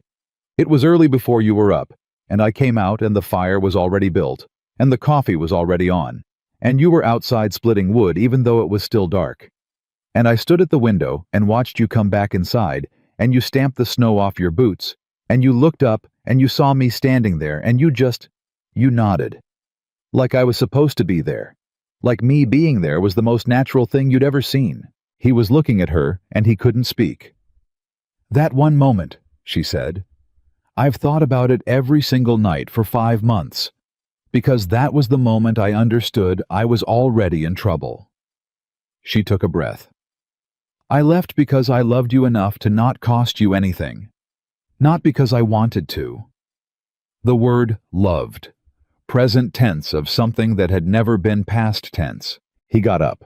He crossed the parlor, and he stood in front of her chair, and she looked up at him, and he reached down and took both of her hands in his. Her hands were cold. He held them. She stood up, because you couldn't stay sitting when someone was holding your hands like that, when someone looked at you like that, and she stood up, and she was close to him, and the parlor was small, and neither of them said anything for a moment. I would like you to come home, he said. Nathan, not just to the cabin, not just to the ranch. He kept hold of her hands. I would like you to come home as my wife, if you're willing. She looked at him. 2 seconds, 3, 4. The kettle in the kitchen reached its full boil and started its high note, and neither of them moved. The school board offered me a full position for next year, she said. I know, Mrs. Holt told me. That's a real thing I've built. I don't want to walk away from that. "I'm not asking you to walk away from anything you've built," he said. "I'm asking you to build something more." Her breath came out in a long, unsteady exhale. "You rode 600 miles. "Yes." "You could have written that in a letter." "No," he said quietly. "I couldn't. That's why I rode 600 miles. She looked at their hands. His hands around hers, her hands cold inside his. She had thought about those hands for 5 months. Strong, rough, and careful. The hands of a man who built things and fixed things, and occasionally reached past her shoulder to turn a document over, and never once made it feel like anything but practical. "Yes," she said. He went very still. "Yes," she said again more clearly. "I'll come home." Something happened to Nathan Brooks's face in that moment. Something she had never seen in 7 months of living in close proximity to him, something he had clearly not shown anyone in a very long time. Not relief exactly. Not joy in the uncomplicated way. Something deeper than both. Something that looked, she thought, like a man who had been holding his breath for 8 years and had just finally breathed. He brought her hands up and pressed them together between both of his, and he held them there. And he didn't say anything, and she didn't say anything. And from the kitchen, Mrs. Holt called out, "Tea's ready," in a voice that was very deliberately cheerful and not at all surprised. Margaret laughed. A real laugh, short and sudden and unguarded, the kind that comes out before you can decide whether to let it. Nathan looked at her when she laughed. He had heard her laugh in the cabin. Not often, she was not an often laughing woman, but occasionally when something surprised her into it. He had not known until this moment that he had memorized it, that he would have known it anywhere. "Tea," he said. "Come on," she said, and she didn't let go of his hand. They sat in Mrs. Holt's kitchen until 8 o'clock. Long past tea and well into the cold supper Mrs. Holt produced, without being asked, and presented with the manner of a woman who had been expecting this exact evening for approximately 4 months. She had questions for Nathan. Practical questions. The questions of a woman protecting someone she had taken responsibility for about the ranch and the land and the situation with the Decker case, and what exactly Margaret would be returning to. Nathan answered every question directly and without embellishment, which was the only way he knew how to answer questions, and Mrs. Holt watched him while he talked, and Margaret watched Mrs. Holt. And somewhere in the second cup of tea, Margaret saw Mrs. Holt's posture shift just slightly, just a degree from assessing to decided. "The school board will need 2 weeks' notice," Mrs. Holt said. "Margaret should finish the current term's lessons and prepare materials for her replacement. And you'll need to speak to Reverend Allison about the arrangements." Nathan looked at Margaret. Margaret looked at Mrs. Holt. "How do you know we'll want Reverend Allison?" "Because you'll want a proper ceremony, and he's the only minister in the county." Mrs. Holt refilled everyone's tea. "Also because Margaret helped his wife learn to read 6 weeks ago, and he's been looking for a way to repay the kindness, and this will give him one." Margaret stared at her. "You've been planning this." "I've been hoping," Mrs. Holt said crisply. "There's a difference. The planning only started when I saw the handwriting on the 4th letter." She looked at Nathan. "You press harder on the pen when you're trying to say something you don't know how to say. Did you know that—" Nathan considered this information. "I didn't," he said. "Well," Mrs. Holt stood up and collected the cups. "You do. It's very legible." She carried the cups to the basin and said with her back to them, "You're welcome to the spare room, Mr. Brooks. No charge. You've already paid in full by making that girl smile properly for the first time since September." Nathan looked at Margaret. Margaret's face was doing something she was entirely failing to control. "Thank you, Mrs. Holt," Nathan said. He stayed 2 weeks. In those 2 weeks he met the children Margaret taught, 14 of them, ranging from 6 to 14 years, in the single-room schoolhouse that the county had built from pine lumber and considerable hope. He sat in the back on a Wednesday afternoon and watched her teach them to read, and he watched the way she moved through the room and spoke to each child differently, with the particular patience that understood each person's pace was their own, and he thought about a winter morning and survey documents, and the way she had said, left tributary at dead timber. That's unambiguous with that same quality, that same steady certainty that made complicated things clear. The orphaned children were the ones she stayed late for. 3 of them, a girl of 9, named Ruby, and 2 brothers, 11 and 8, named Thomas and Pete, whose father had died in a ranch accident in the spring, and whose mother had died the winter before. They were staying with a neighboring family who was kind but stretched thin, and Margaret had been giving them extra lessons in the evenings 3 times a week. Nathan came with her on a Thursday evening and sat in the corner while she worked with Ruby on letters, and Thomas on arithmetic, and Pete on a reading primer, and he watched her face while she watched them, and he thought, this is what she does with herself. This is where she puts it.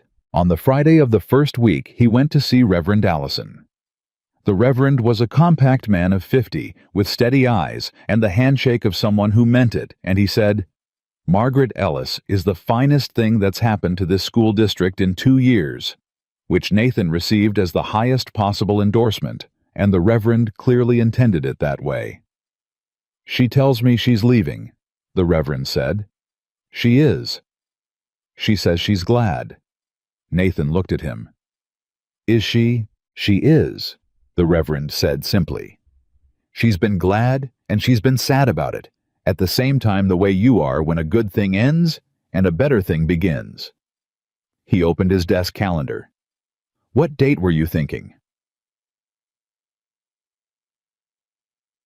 The ceremony was on a Saturday morning in the 3rd week of October, 2 weeks after Nathan had walked into Mrs. Holt's parlor with trail dust on his coat and the words he'd been carrying for 600 miles. It was small, Margaret had no family to invite, and Nathan's people were back in Montana, and neither of them wanted a large event. Mrs. Holt was there.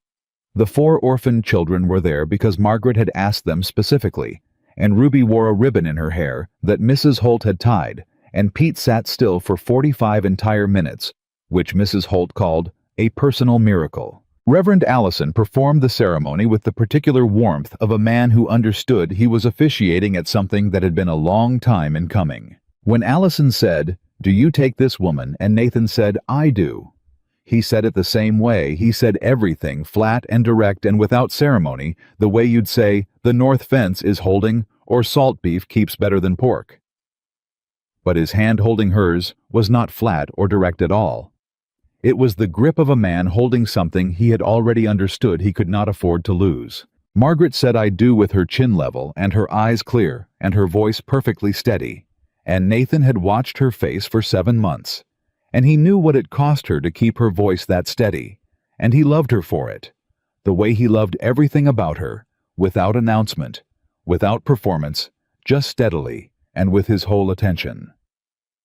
Afterward, outside the church in the October morning, Ruby pulled on Margaret's sleeve and said, "Are you going far away?" Margaret crouched down to Ruby's level. "To Montana," she said. "That's pretty far." Ruby's face worked. "Will you write us letters?" "Every week," Margaret said. "And you'll write back to me, all 3 of you. That's your reading and writing assignment for the whole year." Ruby considered this. "Pete doesn't spell very well." "Pete will practice," Margaret said, and Pete, within hearing range, made a face that suggested he had views on this arrangement. Thomas, the older brother, the quiet one, stood a little apart and watched Margaret with the expression of a boy who was too old to cry about something and too young to pretend it didn't matter. Nathan walked over and stood beside him. Thomas looked up at him. Nathan looked at Thomas. "You'll look after them," Thomas said. It was a 12-year-old asking a grown man to account for himself, and he was asking it with complete seriousness. Nathan treated it with complete seriousness. "Yes," he said, "and you'll look after yourself and your brother and Ruby. Deal." Thomas looked at him for a moment. Then he stuck out his hand. Nathan shook it. They left on a Monday's morning. Mrs. Holt stood at the door of the boarding house and hugged Margaret for a long time, and then stepped back and looked at her in the particular way of a woman who is committing something to memory. "Write me," Mrs. Holt said. "Every month," Margaret said. "Tell me about the cold frame. It'll be dormant by the time we arrive, but I'll write you about it in spring." Mrs. Holt looked at Nathan. She extended her hand. Nathan shook it, and she held on for an extra second and said quietly, "Take care of her." "Yes, ma'am," Nathan said. "She'll take care of you better than you take care of her, but let her see you try." Nathan looked at her. Something shifted at the corner of his mouth. "Yes, ma'am," he said again. They rode out as the morning was coming up gold over the Oregon hills, and Margaret turned once in the saddle and looked back at the boarding house and the street and the schoolhouse at the end of it, and she let herself feel everything she was leaving the children, the women she'd helped Mrs. Holt's exceptional pie, and then she turned back around and rode beside Nathan, and after a little while he reached across and put his hand briefly over hers on the reins. Just for a moment. Just briefly. Just enough. They rode in silence for a while, the comfortable kind, the kind she had first understood in a mountain cabin in January while mending his second shirt and listening to the storm outside. The kind of silence that isn't empty. The kind that means something. After an hour, Margaret said, "You'll sleep on the trail." "Generally, yes. I mean properly, through the night." He looked at her. "Yes," he said. "I've been sleeping fine since I mailed that letter." She looked at him.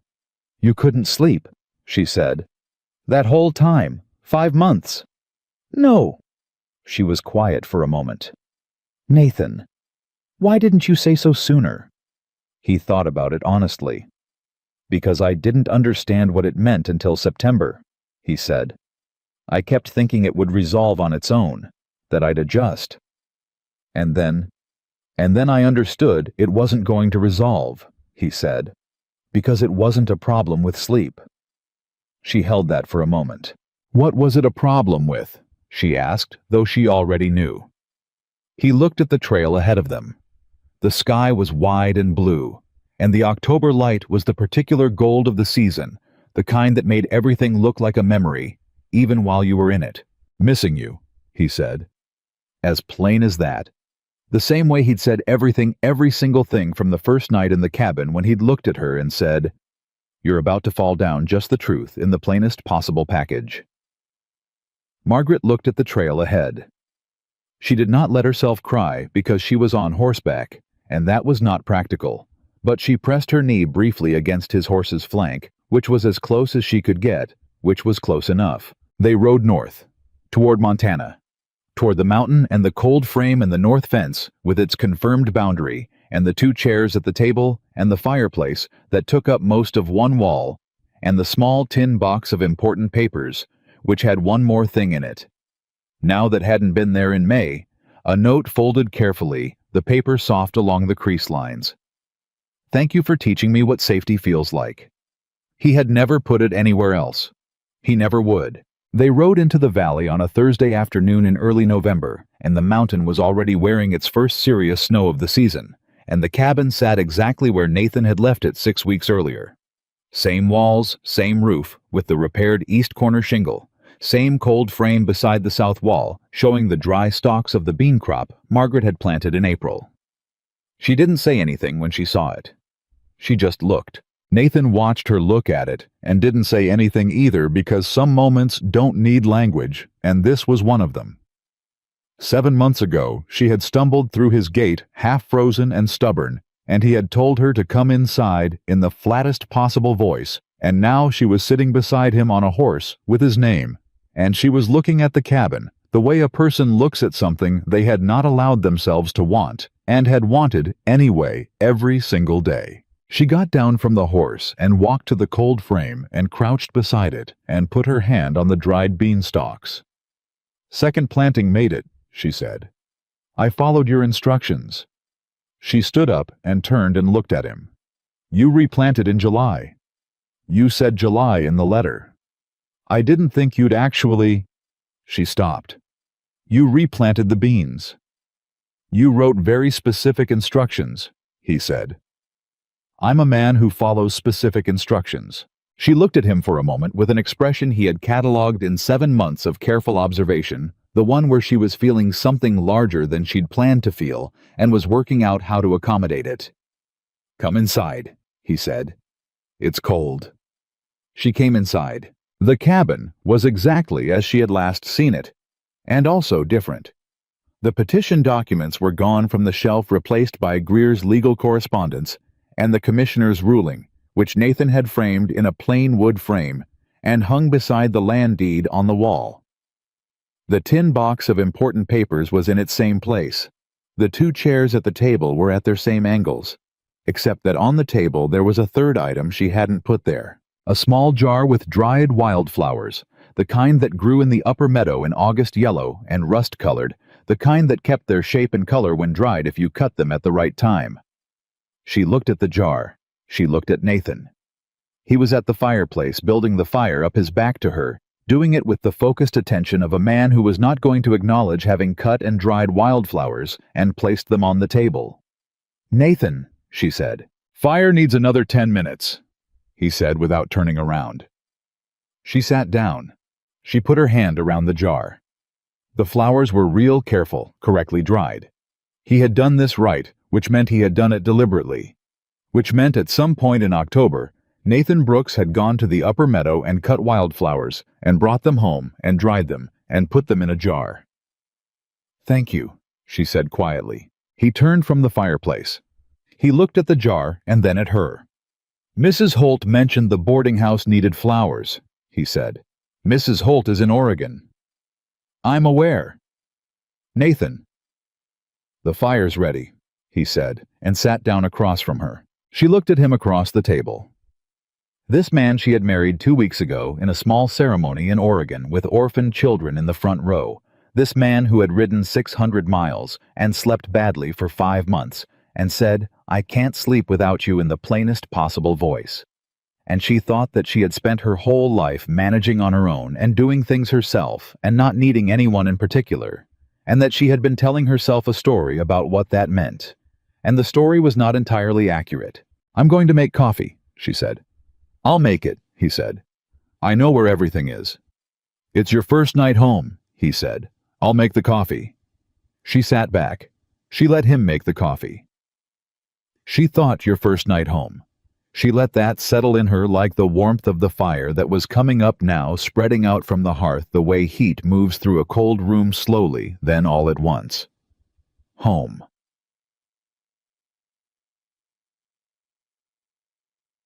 Caleb Marsh came by the next morning. He knocked. Nathan had noticed. He always knocked now, where before he used to ride up and call from the yard, and came in with his hat in his hands and the look of a man who was glad about something, and also slightly unsure how to say so. He looked at Margaret. He said, "Mrs. Brooks." Margaret looked at Nathan. Nathan looked at Caleb. "Caleb Marsh," Nathan said. "My wife." Margaret stood and extended her hand, and Caleb shook it and said, "I want you to know that petition you wrote held up better than anything Greer had ever seen. The commissioner ruled in our favor in 4 days, which Greer says is the fastest he's ever seen Hale move." "I'm glad," Margaret said. "I owe you something for that." "You don't owe me anything." "I owe you something," Caleb said firmly, in the manner of a man who had made a decision and was not going to be argued out of it. "So does Morrison and Purcell. We talked about it while Nathan was in Oregon." He looked at Nathan. "We'd like to put in the road." Nathan went still. "Caleb, the road from the Valley Junction up to your north fence has been a mud track for 12 years, Caleb said. "Morrison has the grading equipment from when he cleared his east field. Purcell has the labor. I'll put in the gravel." He put his hat back on. "It's not charity. It's 4 men who owe a 5th man a road, because that 5th man's wife saved all 4 of our land claims, and if you fight me on this, I will come back tomorrow and fight you again." He left before Nathan could respond. Margaret looked at Nathan. Nathan looked at the door. "4 ranchers are going to put in your road," she said. "Our road," he said. She felt the hour in a very specific place somewhere in the chest, steady and warm. "Our road," she agreed. The first winter was not easy, not because of anything between them. Between them, the cabin had a quality it had never had in Nathan's 8 years alone, or even in the first careful months of her winter there. Something had been decided and settled, and the deciding and settling had made the ordinary days feel different, had given weight and permanence to the coffee cups on the hearthstone and the chairs at the table, and the routine of his going out in the morning and coming back in the evening, and her being there. But the valley had a hard January. 3 weeks of sustained cold that froze the creek and pushed the temperatures below anything they'd seen in years, and Nathan was out in it every day, checking livestock and fence, and making sure the neighbors' situations were manageable, and Margaret kept the cabin warm and the food ready, and learned in those weeks the particular demands of a mountain winter on a person who was trying to work through it. She also began writing letters, not just to Mrs. Holt and Ruby and Thomas and Pete, though she wrote those faithfully. She began writing to the women in Ridley Creek. This surprised people, including herself. She wrote to Mrs. Agnes Prout of the Ladies' Moral Society, a letter that was perfectly civil and contained no reference whatsoever to community standards or their previous conversation, but was instead a detailed account of a cold-frame greenhouse method that could extend Ridley Creek's vegetable season by 6 weeks and reduce family food costs substantially through the winter.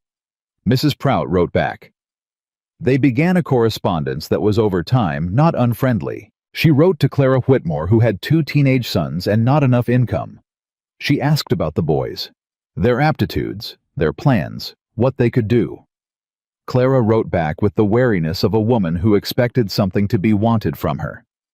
Margaret wrote back again with 3 specific suggestions for apprenticeships available in Helena that fit each boy's described skills, along with the contact names she had extracted from Nathan's correspondence files. Clara wrote back 3 weeks later to say the older boy had been accepted at a saddler's shop in Helena and would start in March. She did not write to Gertrude Polly. Some bridges she left to stand on their own. Nathan noticed the letters. He noticed everything in his particular quiet way. One evening he came in from the barn, and she had 6 envelopes on the table waiting to be addressed, and he looked at them and said, Clara Whitmore. Her boy got the saddler's position. Purcell's wife. She wanted to know about the cold frame method. Reverend Allison's wife. She's teaching 2 more women to read. I'm sending her the reading primer I used in Oregon. Nathan looked at the letters for a moment. You're building something, he said. I'm writing letters, she said. Margaret. He sat down across from her. You're building something. You've been building it since October. She looked at him. The school district in Ridley Creek has never had a dedicated teacher, she said. They run a circuit teacher through twice a year. That's not enough. He looked at her. You want to start a school. I want to find out if Ridley Creek wants a school, she said carefully. That's different. She folded the letter to Mrs. Allison and creased it precisely. The county would need to approve a permanent teaching position. The community would need to petition for it. I can't do that. But I can find out who would be willing to petition, and whether there are enough children who need it, and whether there's an existing structure that could serve as a schoolroom. Nathan looked at her for a moment with the expression she knew best. Not the studying expression, not the careful one, but the other one, the one that lived behind all his other expressions like the surveying manual he kept behind the fiction. There's an abandoned assay office at the south end of Main Street, he said. It's been empty for 3 years. The county owns it. She went very still. How do you know that? Because Caleb mentioned it in September, and I thought of you when he did. He said it simply. Just that. I thought of you when he did. I didn't say anything at the time because you were in Oregon, and it wasn't... He stopped. It seemed like something you'd want to know about. She set the letter down. She looked at him. Nathan Brooks, she said. Margaret, you've been holding that information since September. I've been waiting for the right time to say it. That's... She stopped. She picked the letter back up. She set it down again. That's very like you. I know. I mean that as a compliment. I know that too. She looked at the stack of envelopes. She looked at Nathan. And then she said something that surprised her, as she said it the way the truest things often arrived without warning, already fully formed. I've never had a place before. Not a real one. Not one that was actually mine. Nathan was quiet. My father's house wasn't mine after he died. The Caldwell house was work. Mrs. Holt's boarding house was borrowed. She kept her eyes on the letters. This. She gestured a small gesture that encompassed the cabin and the cold frame and the north fence with its confirmed boundary and the jar of wildflowers on the shelf. This is mine. We made it mine. She looked up at him. I want to do that for other people. Women who don't have a place. Children who don't have someone standing at the front of a room saying, "You matter, your mind matters, I'm going to prove it to you every day." Nathan held her gaze. He said, "Then let's build them a school." Not you should build them a school. Not that sounds like a good idea. Let's. She heard the difference. She had always heard the difference in everything he said. We should talk to Caleb, she said. Tomorrow, he said. Tonight the fire's warm. She picked up the letters. She stacked them neatly. She put them on the shelf beside the tin box of important papers, and she sat back down at the table across from Nathan, and he poured 2 cups of coffee, and they sat. The way they had sat every evening since she came back in the warmth of a fire, and the quiet that wasn't empty, and never would be again. The Ridley Creek petition went to the county in March. 17 families signed it.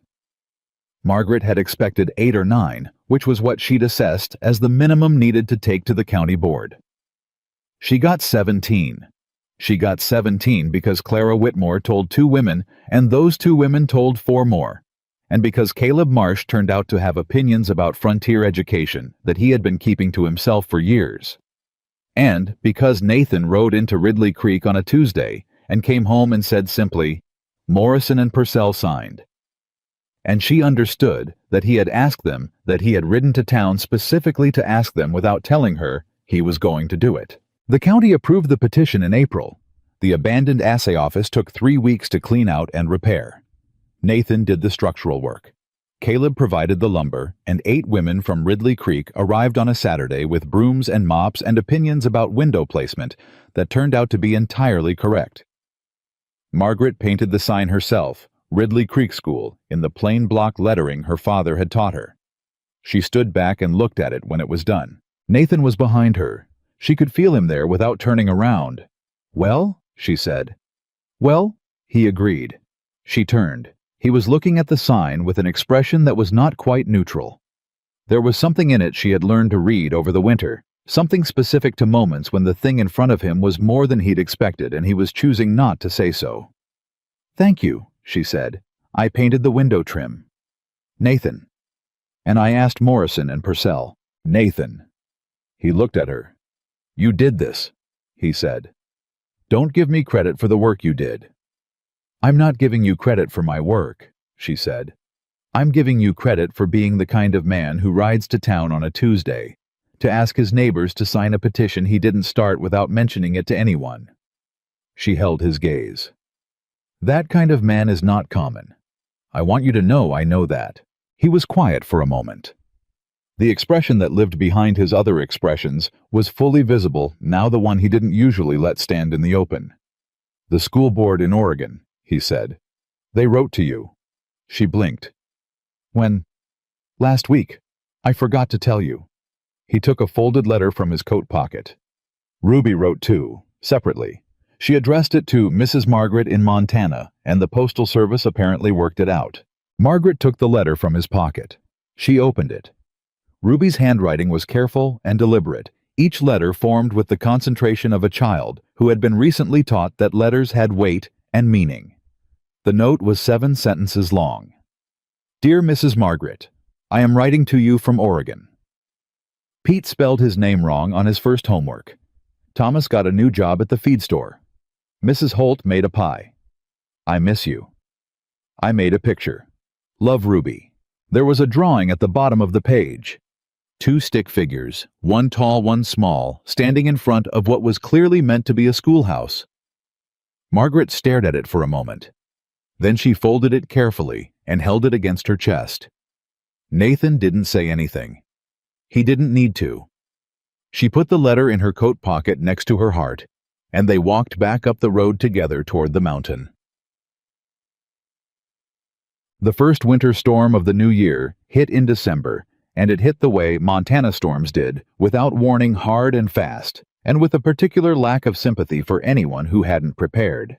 It trapped a family of 5. The Garretts were settlers from Illinois who had been heading north to a homestead claim and misjudged the mountain weather in the way that only people who had never lived with mountain weather could misjudge it.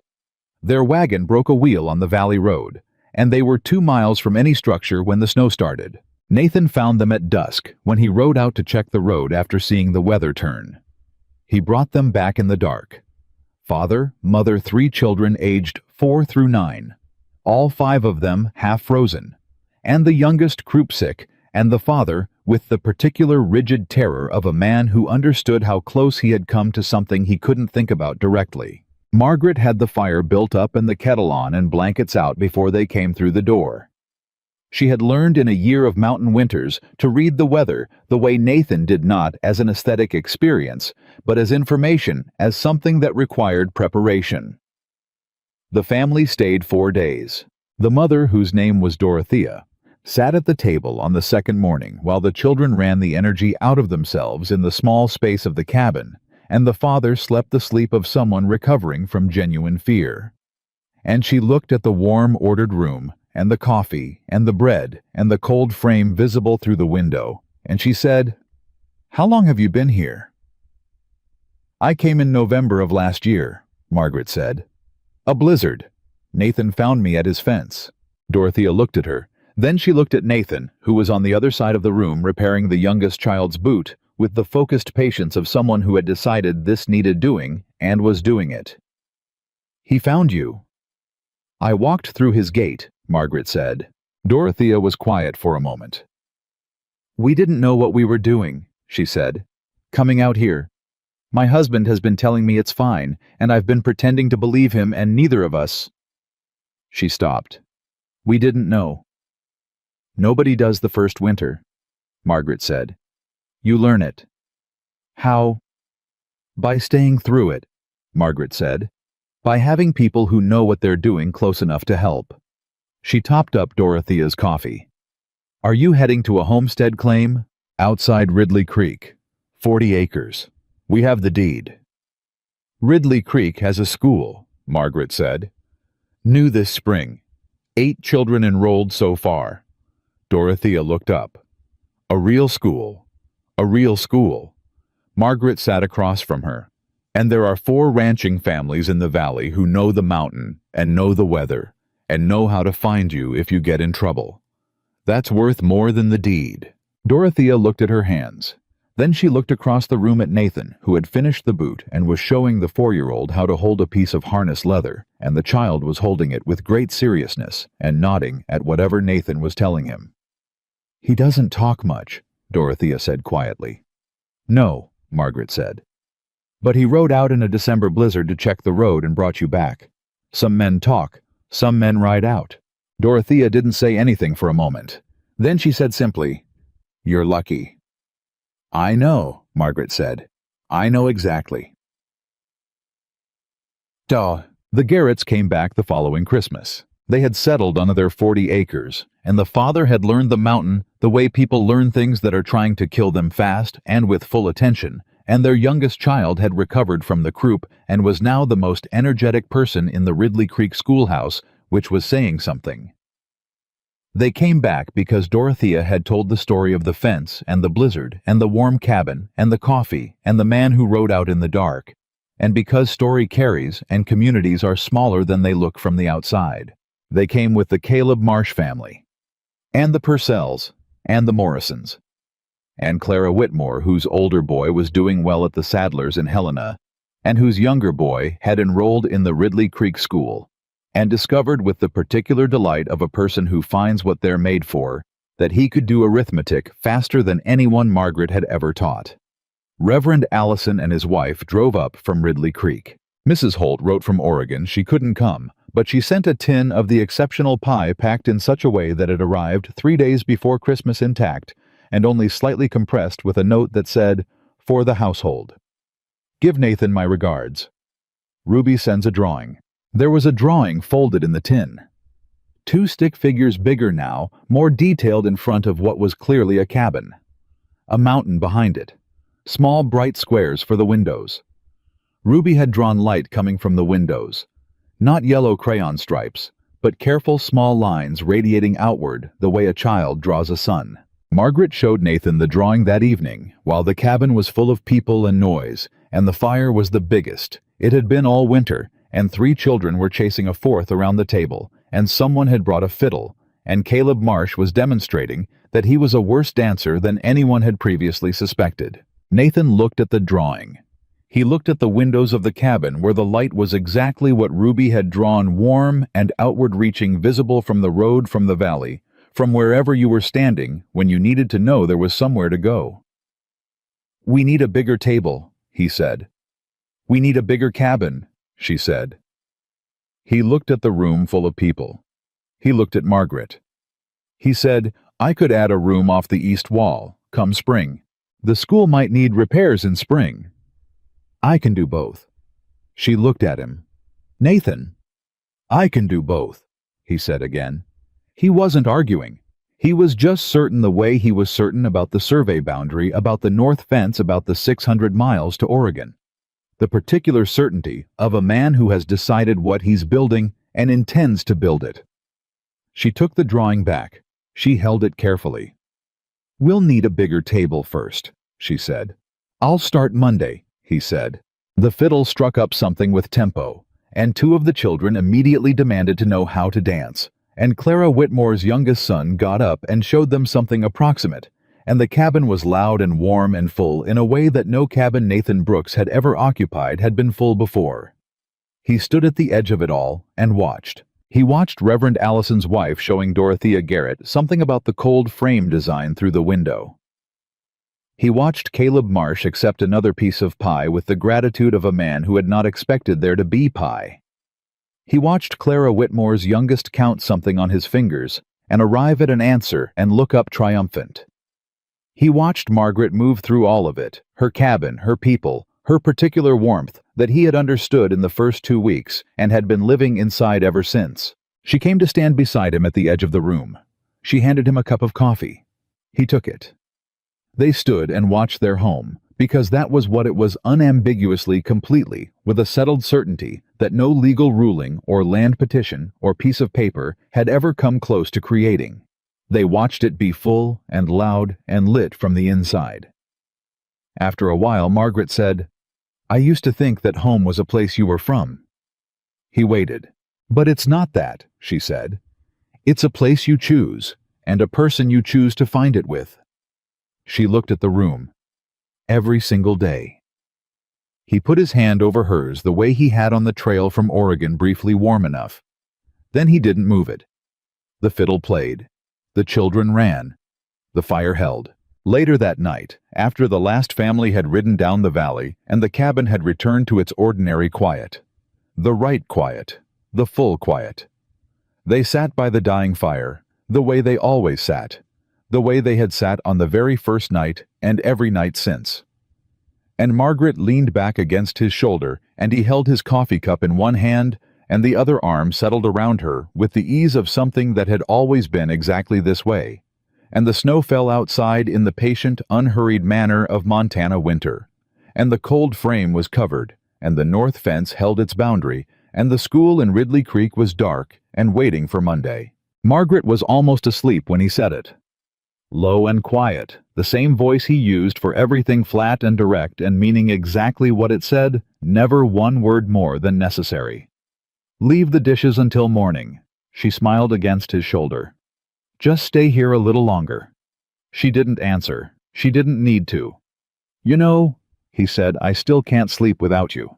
And the fire burned low and steady, and the mountain held its ancient quiet, and in the cabin where a frozen woman had once walked through a gate, and a lonely man had once told her to come inside. 2 people sat in the warmth of everything they had built.